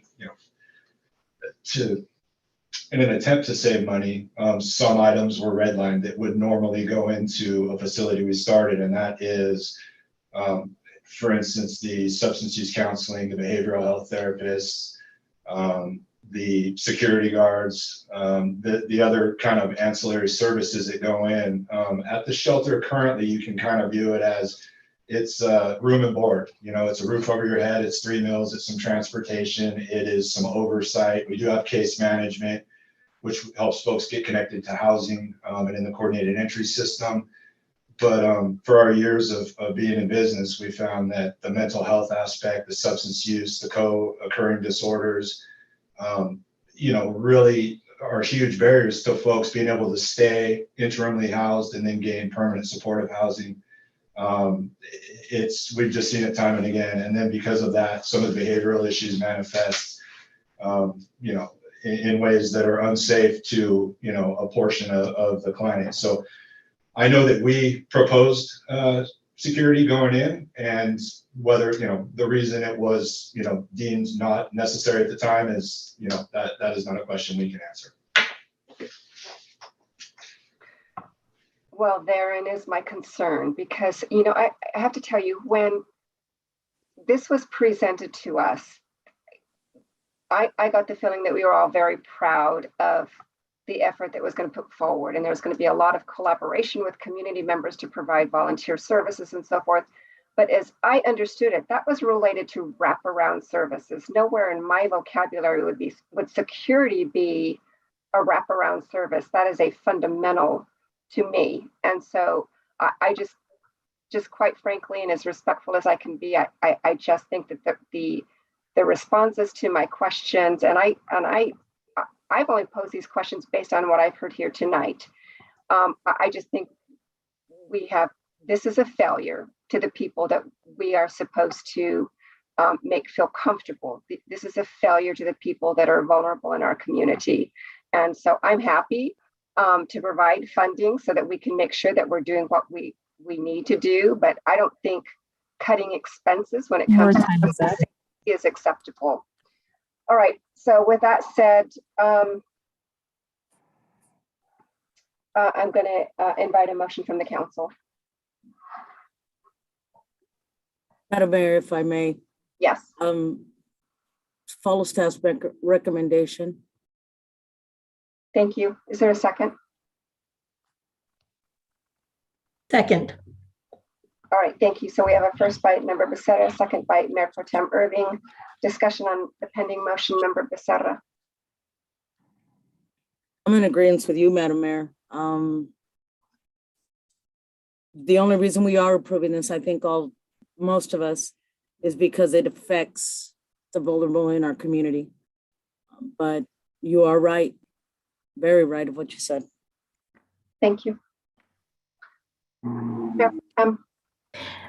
Yes, thank you, Madam Mayor. I want to be clear. I'm not really being critical of Illumination because I appreciate the work that they do. I just want to make sure that they're effective and they have what they need to do the work that they need to do, which is to address the needs and protect, like you said, the most vulnerable members of our population, our citizenry. So I know for a fact that we talked about security because we talked about how would people be housed in the shelter or in the center. So I'm a little disappointed, but nevertheless, I want to make sure that they have what they need to do, what they need to do. So thank you. Yes, thank you. Member Gomez. Yes. Another thing is, I mean, and this is probably beyond the scope of the amendment that we're discussing, but yesterday there was a guard that was arrested for having a loaded gun. It is. We have to talk about the pending motion respectfully, Member Gomez. So if you can move on. The pending Yes. motion. So like I said, this was beyond the scope of the amendment. I mean, I'm sorry, it was a discussion that was beyond amendment number 1. So I'm not sure why the mayor was privy to give the discussion that she provided. I think that's uncalled for.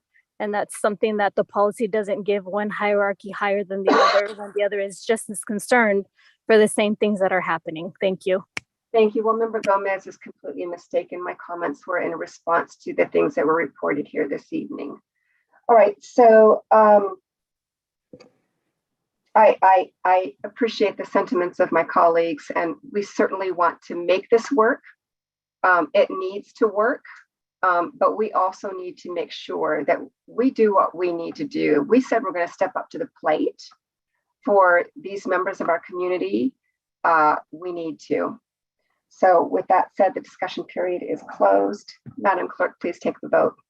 Councilmember Becerra. Aye. Councilmember Gomez. Yes. Mayor Pro Tem Irving. Yes. Mayor Jones. Aye. Motion passes unanimously. All right, thank you. So the council has adopted staff's recommendation for item number 19. We're moving on to item number, 20. And this is the Wellness Center project, appropriation of Home Key Round 2 grant funding and approval of amendment number 1 to the consultant professional services provider agreement with CMC Architects and Engineers. Mr. Metzler. Yes, thank you, Madam Mayor and members of the council. This item allows us to officially recognize on the accounting side the award of the home key monies and accordingly creates the appropriation on the revenue side of the $28 million. It also appropriates monies necessary to amend the existing architectural contract so that we can complete the design plans and get those design plans to be ready to actually be used for the bidding process for the ultimate construction of the facility. So with that, your author on the item is Mr. Scott Webb. He's available for any questions or comments you might have. All right, thank you very much, Mr. Metzler. Madam Clerk, the recommendation, please. That the Honorable City Council approve Resolution number 22-009, amending the fiscal year 2021-2022 annual budget to reflect an additional appropriation of revenues and expenditures in the amount of $28,004,058 for the Home Key Round 2 Grant Award, and amendment number 1 to the consultant professional services provider agreement with CMC Architects and Engineers for an additional scope of work, increasing the not to exceed amount by $352,622.80 to $814,172.80, and extending the term of the agreement through September 30th, 2023. All right, thank you, Madam Clerk. Technical questions for clarification, Member Becerra. Thank you, Madam Mayor. Mr. Metzler, I'm looking page 3391. Starting from there, it gives a approximate date of completion for all the plans and everything they plan on drawing, being the last one probably April 30th of this year. Looking at that, when do we think we're going to be break ground?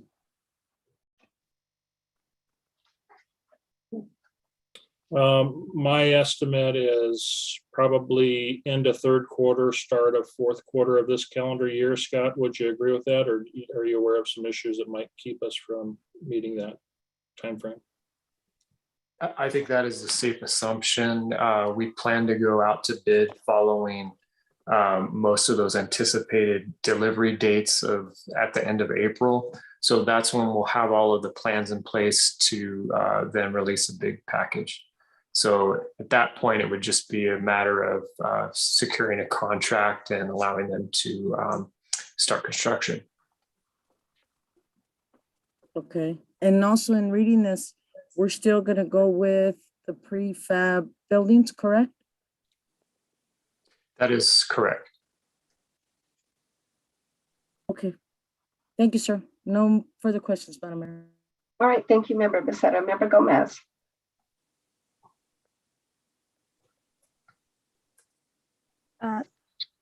Yes, for number 20. What's the threshold associated with the movement of funds and the mechanisms for its submission?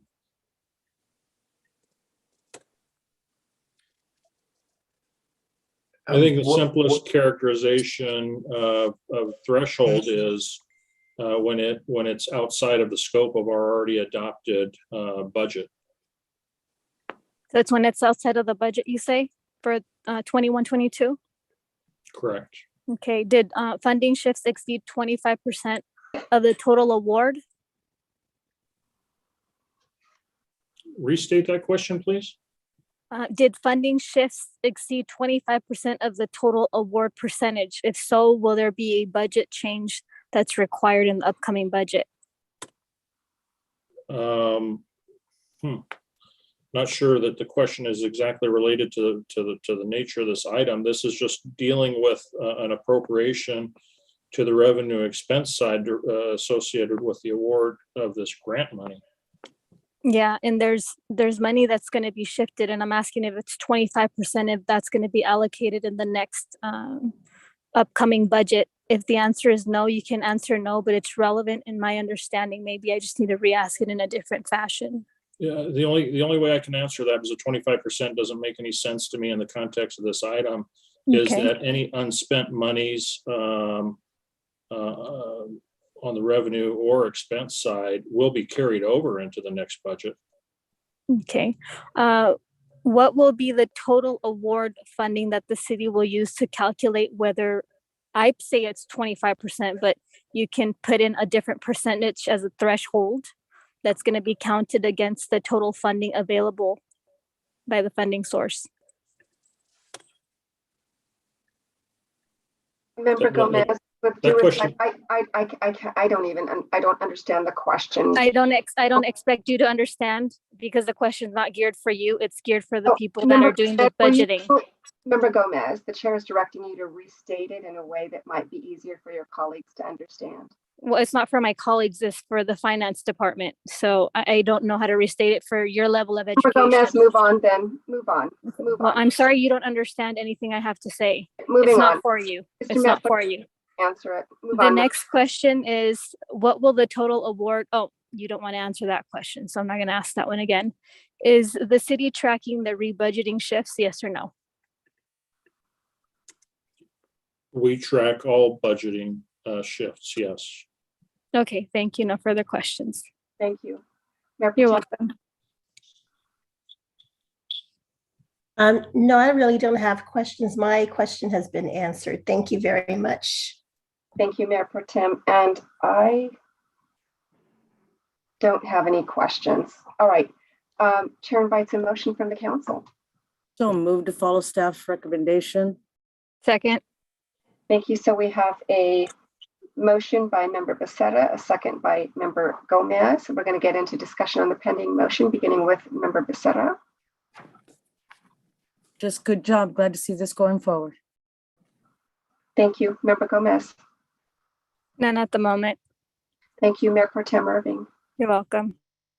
I'm excited about moving forward on the project. Thank you. Thank you, and I'll just echo all those sentiments. This is I'm so glad to hear we could potentially break ground toward the latter part of this year. That's significant. I mean, that's significant. That just tells you that we've done a lot of pre-planning on it to get us to this stage so quickly. So great job to all of the staff. All right, discussion period is now closed. Madam Clerk, will you please take the vote? Councilmember Becerra. Aye. Councilmember Gomez. Yes. Mayor Pro Tem Irving. Aye. Mayor Jones. Aye. Motion passes unanimously. All right, so we've adopted staff's recommendation. Moving on to item number 21. Excuse me. So this is the law enforcement contract number 94-909-A-48 and memorandum of understanding with the Adelanto Elementary School District to fund one school resource officer. Mr. Metzler. Yes, thank you, Madam Mayor and members of the council. Similar to the other SRO, school resource officer memorandums of understanding we have with the other school districts that provide service in this city, namely Victor Elementary School District and Victor Union High School District. They all have school resources officers assigned to them under the umbrella of our contract with the county sheriff. We have been approached by Adelanto School District and requested to provide an additional SRO. And at least in this particular case, the MOU covers the period of March through the remainder of our fiscal year, which is June 30. It's presumed that, like the other school districts, they'll continue on in the next fiscal year with at least the one. And so we'll actually plan for that as we start working with the sheriff in developing our Schedule A's for the upcoming fiscal year. But effectively, this is the Adelanto School District agreeing to pay 100% of that school resource officer. And effectively, the way it works is we'll pay the larger bill to the sheriff, but we'll also bill Adelanto School District for their proportionate for their respective share of the contract. So with that, I'm the author on this item. So to the extent you have any questions or comments of me regarding the nature of this item, or if you have any general law enforcement related questions, certainly our police chief is on line as well, Mr. John Wickham. All right, thank you. All right, Madam Clerk, the recommendation, please. That your honorable city council approve the 48th amendment to law enforcement contract 94-909-A-48 for the period of July 1, 2021 through June 30th, 2022, and authorize the mayor or her designee to process all documents required for this agreement, and approve the memorandum of understanding by and between the city of Victorville and the Adelanto Elementary School District for one school resource officer and authorize the city manager or his designee to process all documents required for the agreement. All right, thank you, Madam Clerk. Moving on to questions as to the staff report. We'll begin with Member Gomez. Yes, is the SRO considered a post-certified San Bernardino County Sheriff Deputy? Yes. Will the SRO also be working in other capacities outside of the Adelanto Elementary School District? Their responsibility, the responsibility principally is the Mesa Linda Middle School, but the Adelanto School District may find needs for the use of that SRO at other schools within its jurisdiction. Okay, so then the SRO is only working in the capacity within a school district, not within the actual city capacity or county capacity. It's effectively for use by the district in their district boundaries. And in this particular case, their district boundaries extend beyond our city jurisdiction. So it's presumable, to the extent they have school needs in Adelanto, then perhaps the SRO can be extended for those schools as well. Okay, so it's just not strictly schools, or it is strictly schools? This one is strictly schools. Okay, what's the actual cost of one-year contract for the year? And what funding sources will this be emanating from? Well, I'm not exactly sure how the school funding sources work, but effectively, the school district will be reimbursing us for our cost. And it's basically 100% pass through. So whatever our cost is, we collect from Adelanto and pay through to the county share. And are the duties of the SRO delineated within the contract that was submitted in the agenda?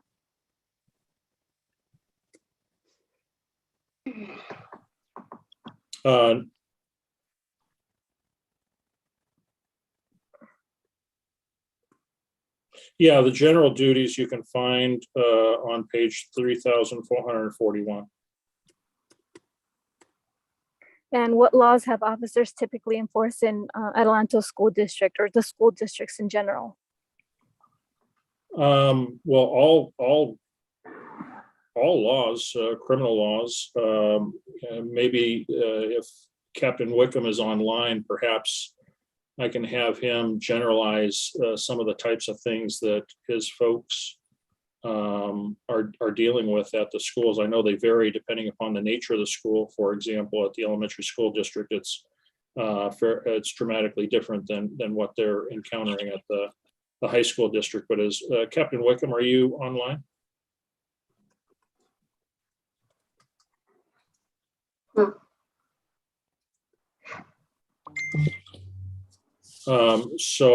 Generally, just to maybe elaborate a little bit on that. So at the elementary school districts, I know them to routinely deal with wellness checks of students and also provide on-site law enforcement presence to improve the sense of security at the elementary schools. The high school districts has been a variety of issues, including gang-related activity, drug-related activity. And so at the middle school, I can presume it's a mix of both. Okay, so then at the elementary level, we already have drugs and gangs? No, that's not what I said. I said the elementary school district, the common issues that we see at the elementary school districts is the SRO serving wellness checks for the students. Okay. Do we know if there's available data that was collected and analyzed to demonstrate the use of SRO's recent negotiations within MOUs? So in other words, do we see the need for SROs with guns and enforcing laws and stuff of this nature at that realm? So this was at the request of the Adelanto School District. I'm not sure what methodology or what calculus they employed to make the determination they needed an SRO. But considering their request and considering that this is common practice for us in providing an extension of these services in other school districts. We didn't see any issue with providing them the same type of service. Thank you. No further questions. Thank you, Member Gomez. You're welcome.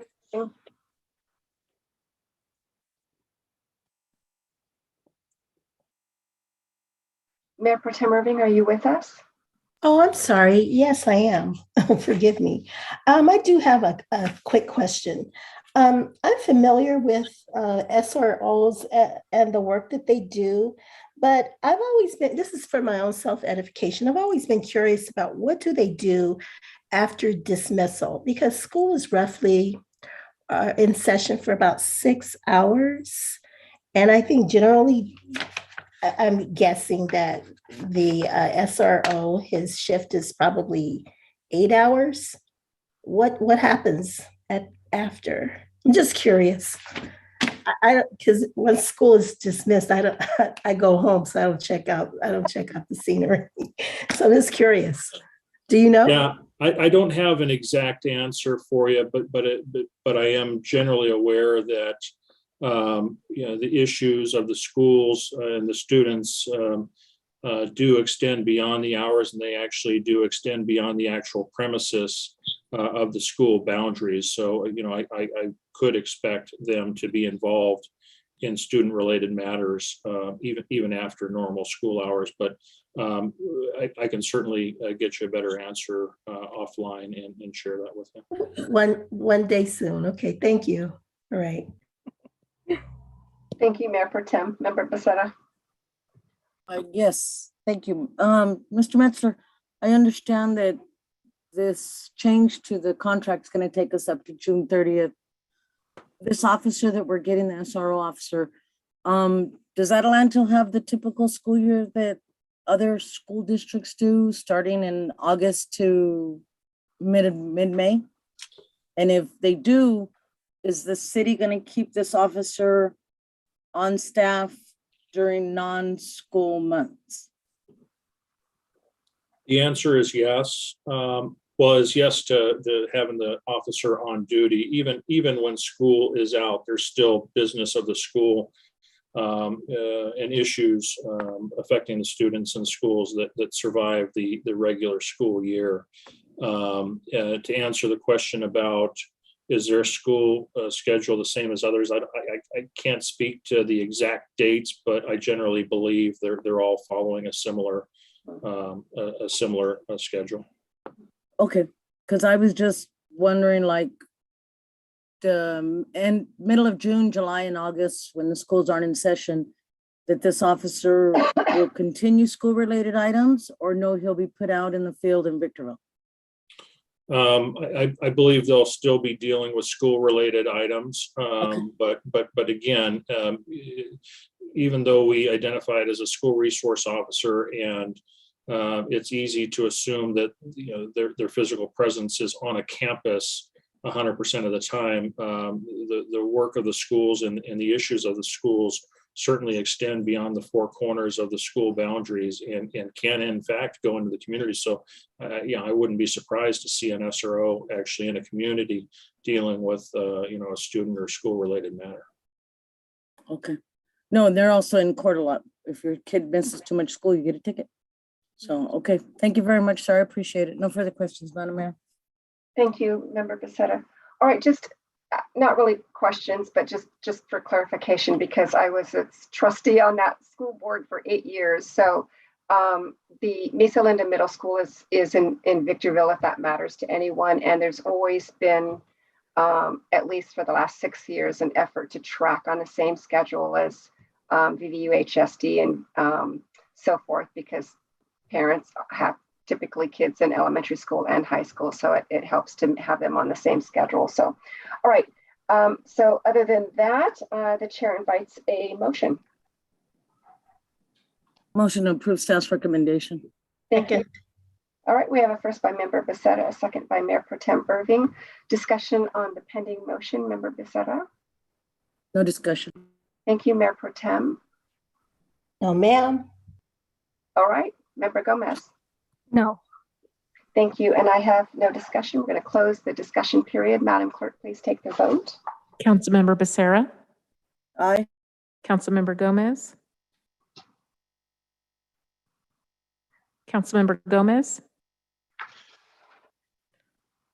Mayor Pro Tem Irving, Aye. Mayor Jones. Aye. Can we One try? more time, Councilmember Becerra. Member Gomez. Sorry. I was gonna say, I voted, but yeah, here we go again. Sorry. Councilmember Gomez. Motion passes with Councilmember Gomez being absent. All right, thank you. So the council has adopted staff's recommendation. We now move on to item number 22, and this is city manager reports. Mr. Metzler. Thank you, Madam Mayor, members of the council. Yeah, just a couple of items really quickly. First, the presentation earlier where we highlighted activity out at SCLA. What wasn't included in that 3 million square foot number is a project that actually just submitted for review on January 11th of this year, which is another 475,000 square foot building that'll be built basically next to, west of, and adjacent to the Dr. Pepper site and north of the Iron Mountain development that's actually under construction right now. So we continue to see increased development, and that's largely due to the efforts of our development partner out there, Prologis. Also, we have a start date for construction on 7th Avenue and Arrowhead Drive. That project is expected to start on January 24th, and that will include major reconstruction of the road and the addition of bike lanes and sidewalk. That's a project that's expected to last for about 6 months. So if you depend on that route, you might want to find an alternate route just to make your drive a little bit more easy. Other than that, that's all I have at this time, Madam Mayor. All right, thank you very much, Mr. Metzler. All right, moving on to item number 23. This is discussion and possible action regarding upcoming agenda items. We're going to begin with Member Gomez.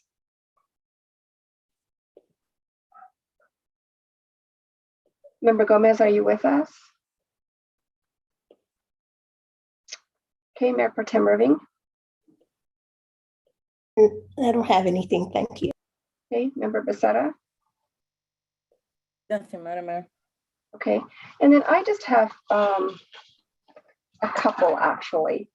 Going back, I think it's been a few months now, we had some public comment about our street sweeping program. And I'm wondering if the council might be interested in delving into what we might potentially do to increase the frequency and effectiveness of our street sweeping services. So with that said, I want to move that in consideration with the upcoming budget process that we placed on the soonest reasonable agenda for discussion and possible action, a review of the city's current street sweeping program, as well as an analysis of what we might do to increase service frequency and effectiveness to provide for a healthier, safer, and more attractive environment for our residents, and then further explore what role, if any, that code enforcement could play in that effort. Is there a second? Madam Mayor, I'll second you, but it's all gonna come down to more money. You don't just get a broom and go out there and start pushing it. So there's equipment and people. So wait a minute, if you let me finish, hold on. We're gonna need to ask for a report of what it would take to increase street sweeping, not what can be done to increase. That would be part of the analysis that I've requested. Right. I'll second. All right, thank you. So we have a first and a second. Madam Clerk, the vote, please. Councilmember Becerra. Councilmember Gomez. Mayor Pro Tem Irving. This is for an analysis, correct? A report on a program and an analysis. I don't have a problem with the street sweeper, but yes. It's just, yeah. I got you. Yeah. All right. Mayor and Jones. Aye. Motion passes with Councilmember Gomez being absent. Thank you. And then the other one is, I'd like to move that we direct our city manager and city attorney to review and make recommendations for revisions as may be necessary to improve clarity in Chapter 9 of our Policy and Procedure Manual. And that has to do with boards, commissions, and agency appointments because there was some ambiguity the last time we brought this forward in December. To bring that back as soon as is reasonable. I know that the staff is doing its budget process right now. So, and then for possible adoption by resolution.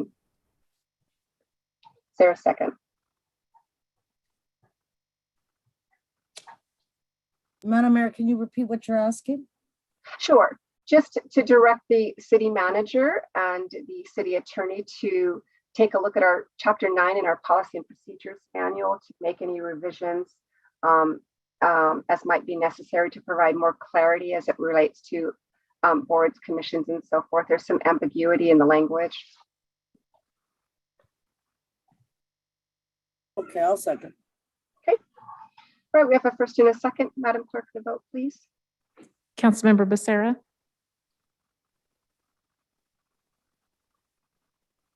Councilmember Becerra. Aye. Councilmember Gomez. Mayor Pro Tem Irving. Mayor Pro Tem Irving. Yes. Mayor Jones. Aye. Motion passes with Councilmember Gomez being absent. Okay, moving on to reports from council members, beginning with Member Becerra. We had a VVTA meeting, our first one. We didn't have any in December. So we came back to our meeting. There's questions and concerns about the transfer center, the transportation center on D Street. So I've advised them to make sure they give Mr. Metzler a call, and then they're gonna look into what's going on down there. They're also looking for an officer, probably like an SRO officer, and I advise them the cost and everything of that. Other than that, a lot of my meetings didn't happen in December, so it was just, my first one was VVTA. All right. Thank you. Is Member Gomez with us? She looks to be back on. We're going to be working on her co-host status. Just one moment. Okay. So we'll go to, she's back up. she's back. Member Gomez, do you have any reports to make?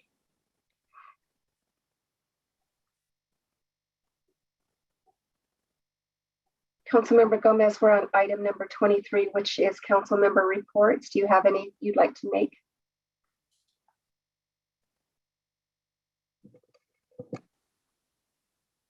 Okay, we're going to move on to Mayor Pro Tem Irving, and we'll try once again for Member Gomez after that. Mayor Pro Tem.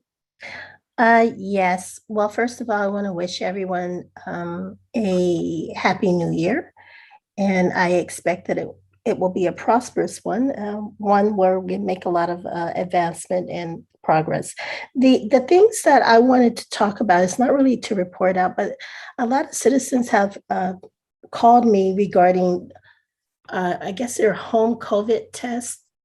Does anyone know if free home COVID test, excuse me, does anyone know where somewhere in the community where citizens can especially elderly people, where they can contact, I didn't have any information, where they can contact an agency or a place where they can get one free COVID testing and COVID kits. And I think where the issue is, I'm trying to send them websites or links, and people aren't able to access the information because they're not technologically savvy. So maybe if one of my colleagues has a comprehensive list, or maybe if someone in the city is aware, can you give me that information? Because it just breaks my heart that I'm not able to, I work for the school system, so we have them, but I'm not able to provide large amounts of COVID tests or home kits and so forth to people. So that's really my concern. And I said I would talk about it, and maybe, I can get access to a few resources that I can share with people. So that's it. Thank you. Okay. All right. Do we have Member Gomez with us? Yes, I've been on the phone and I was not not able to unmute myself. So twice when you guys said Blanca, I could not unmute myself. So I heard you put a motion up for code enforcement. I've tried to respond since then. So I was called absent several times. So I didn't make a motion about code enforcement, but right now I appreciate that. And I know that they were initially working on COHA status. That's why I've continued to come back to you, Member Gomez. But at this point, we're on item number 23, on item number 24, which is reports from council members. Do you have any reports you'd like to make? Well, I wanted to place a motion in tonight's agenda. That's what I wanted to do. We're not going to do that right now. We're on item number 24, which is council member reports. So certainly when we come back at our next meeting, if you'll bring that forward, we're happy to hear it.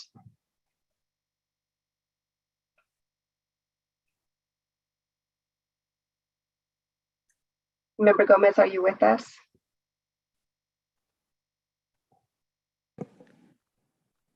Member Gomez. Okay. She's no longer on. Okay, so we're going to move on.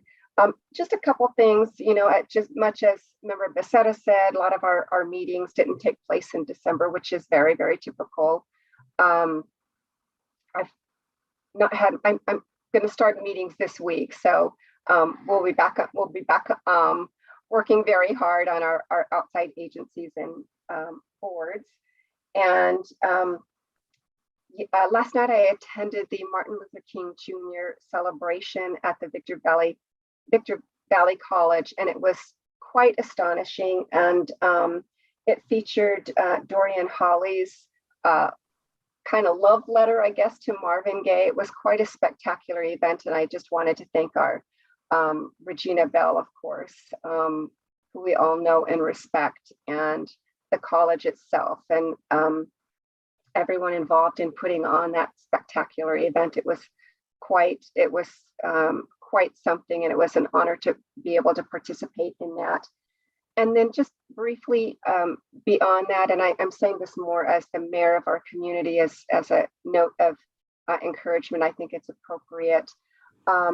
Everyone is aware of the shooting that took place last week at the Stater Brothers in Victorville. And so a couple of families, understandably, have been very much affected by the fatal shooting. And, we lost the life of young Devin Dalton and his girlfriend.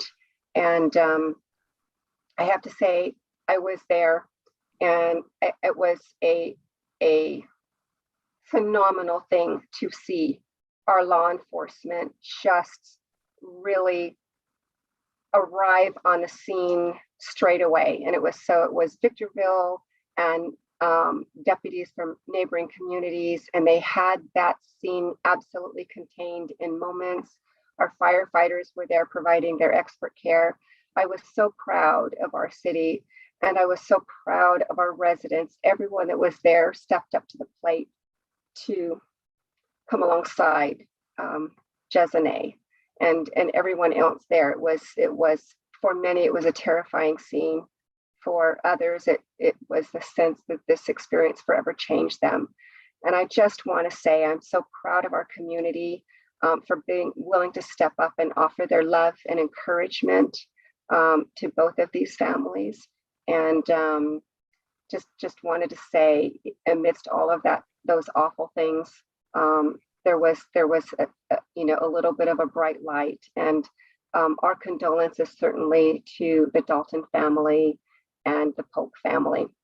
All right, with that said, our business this evening is concluded. This meeting is adjourned. Happy New Year, everyone.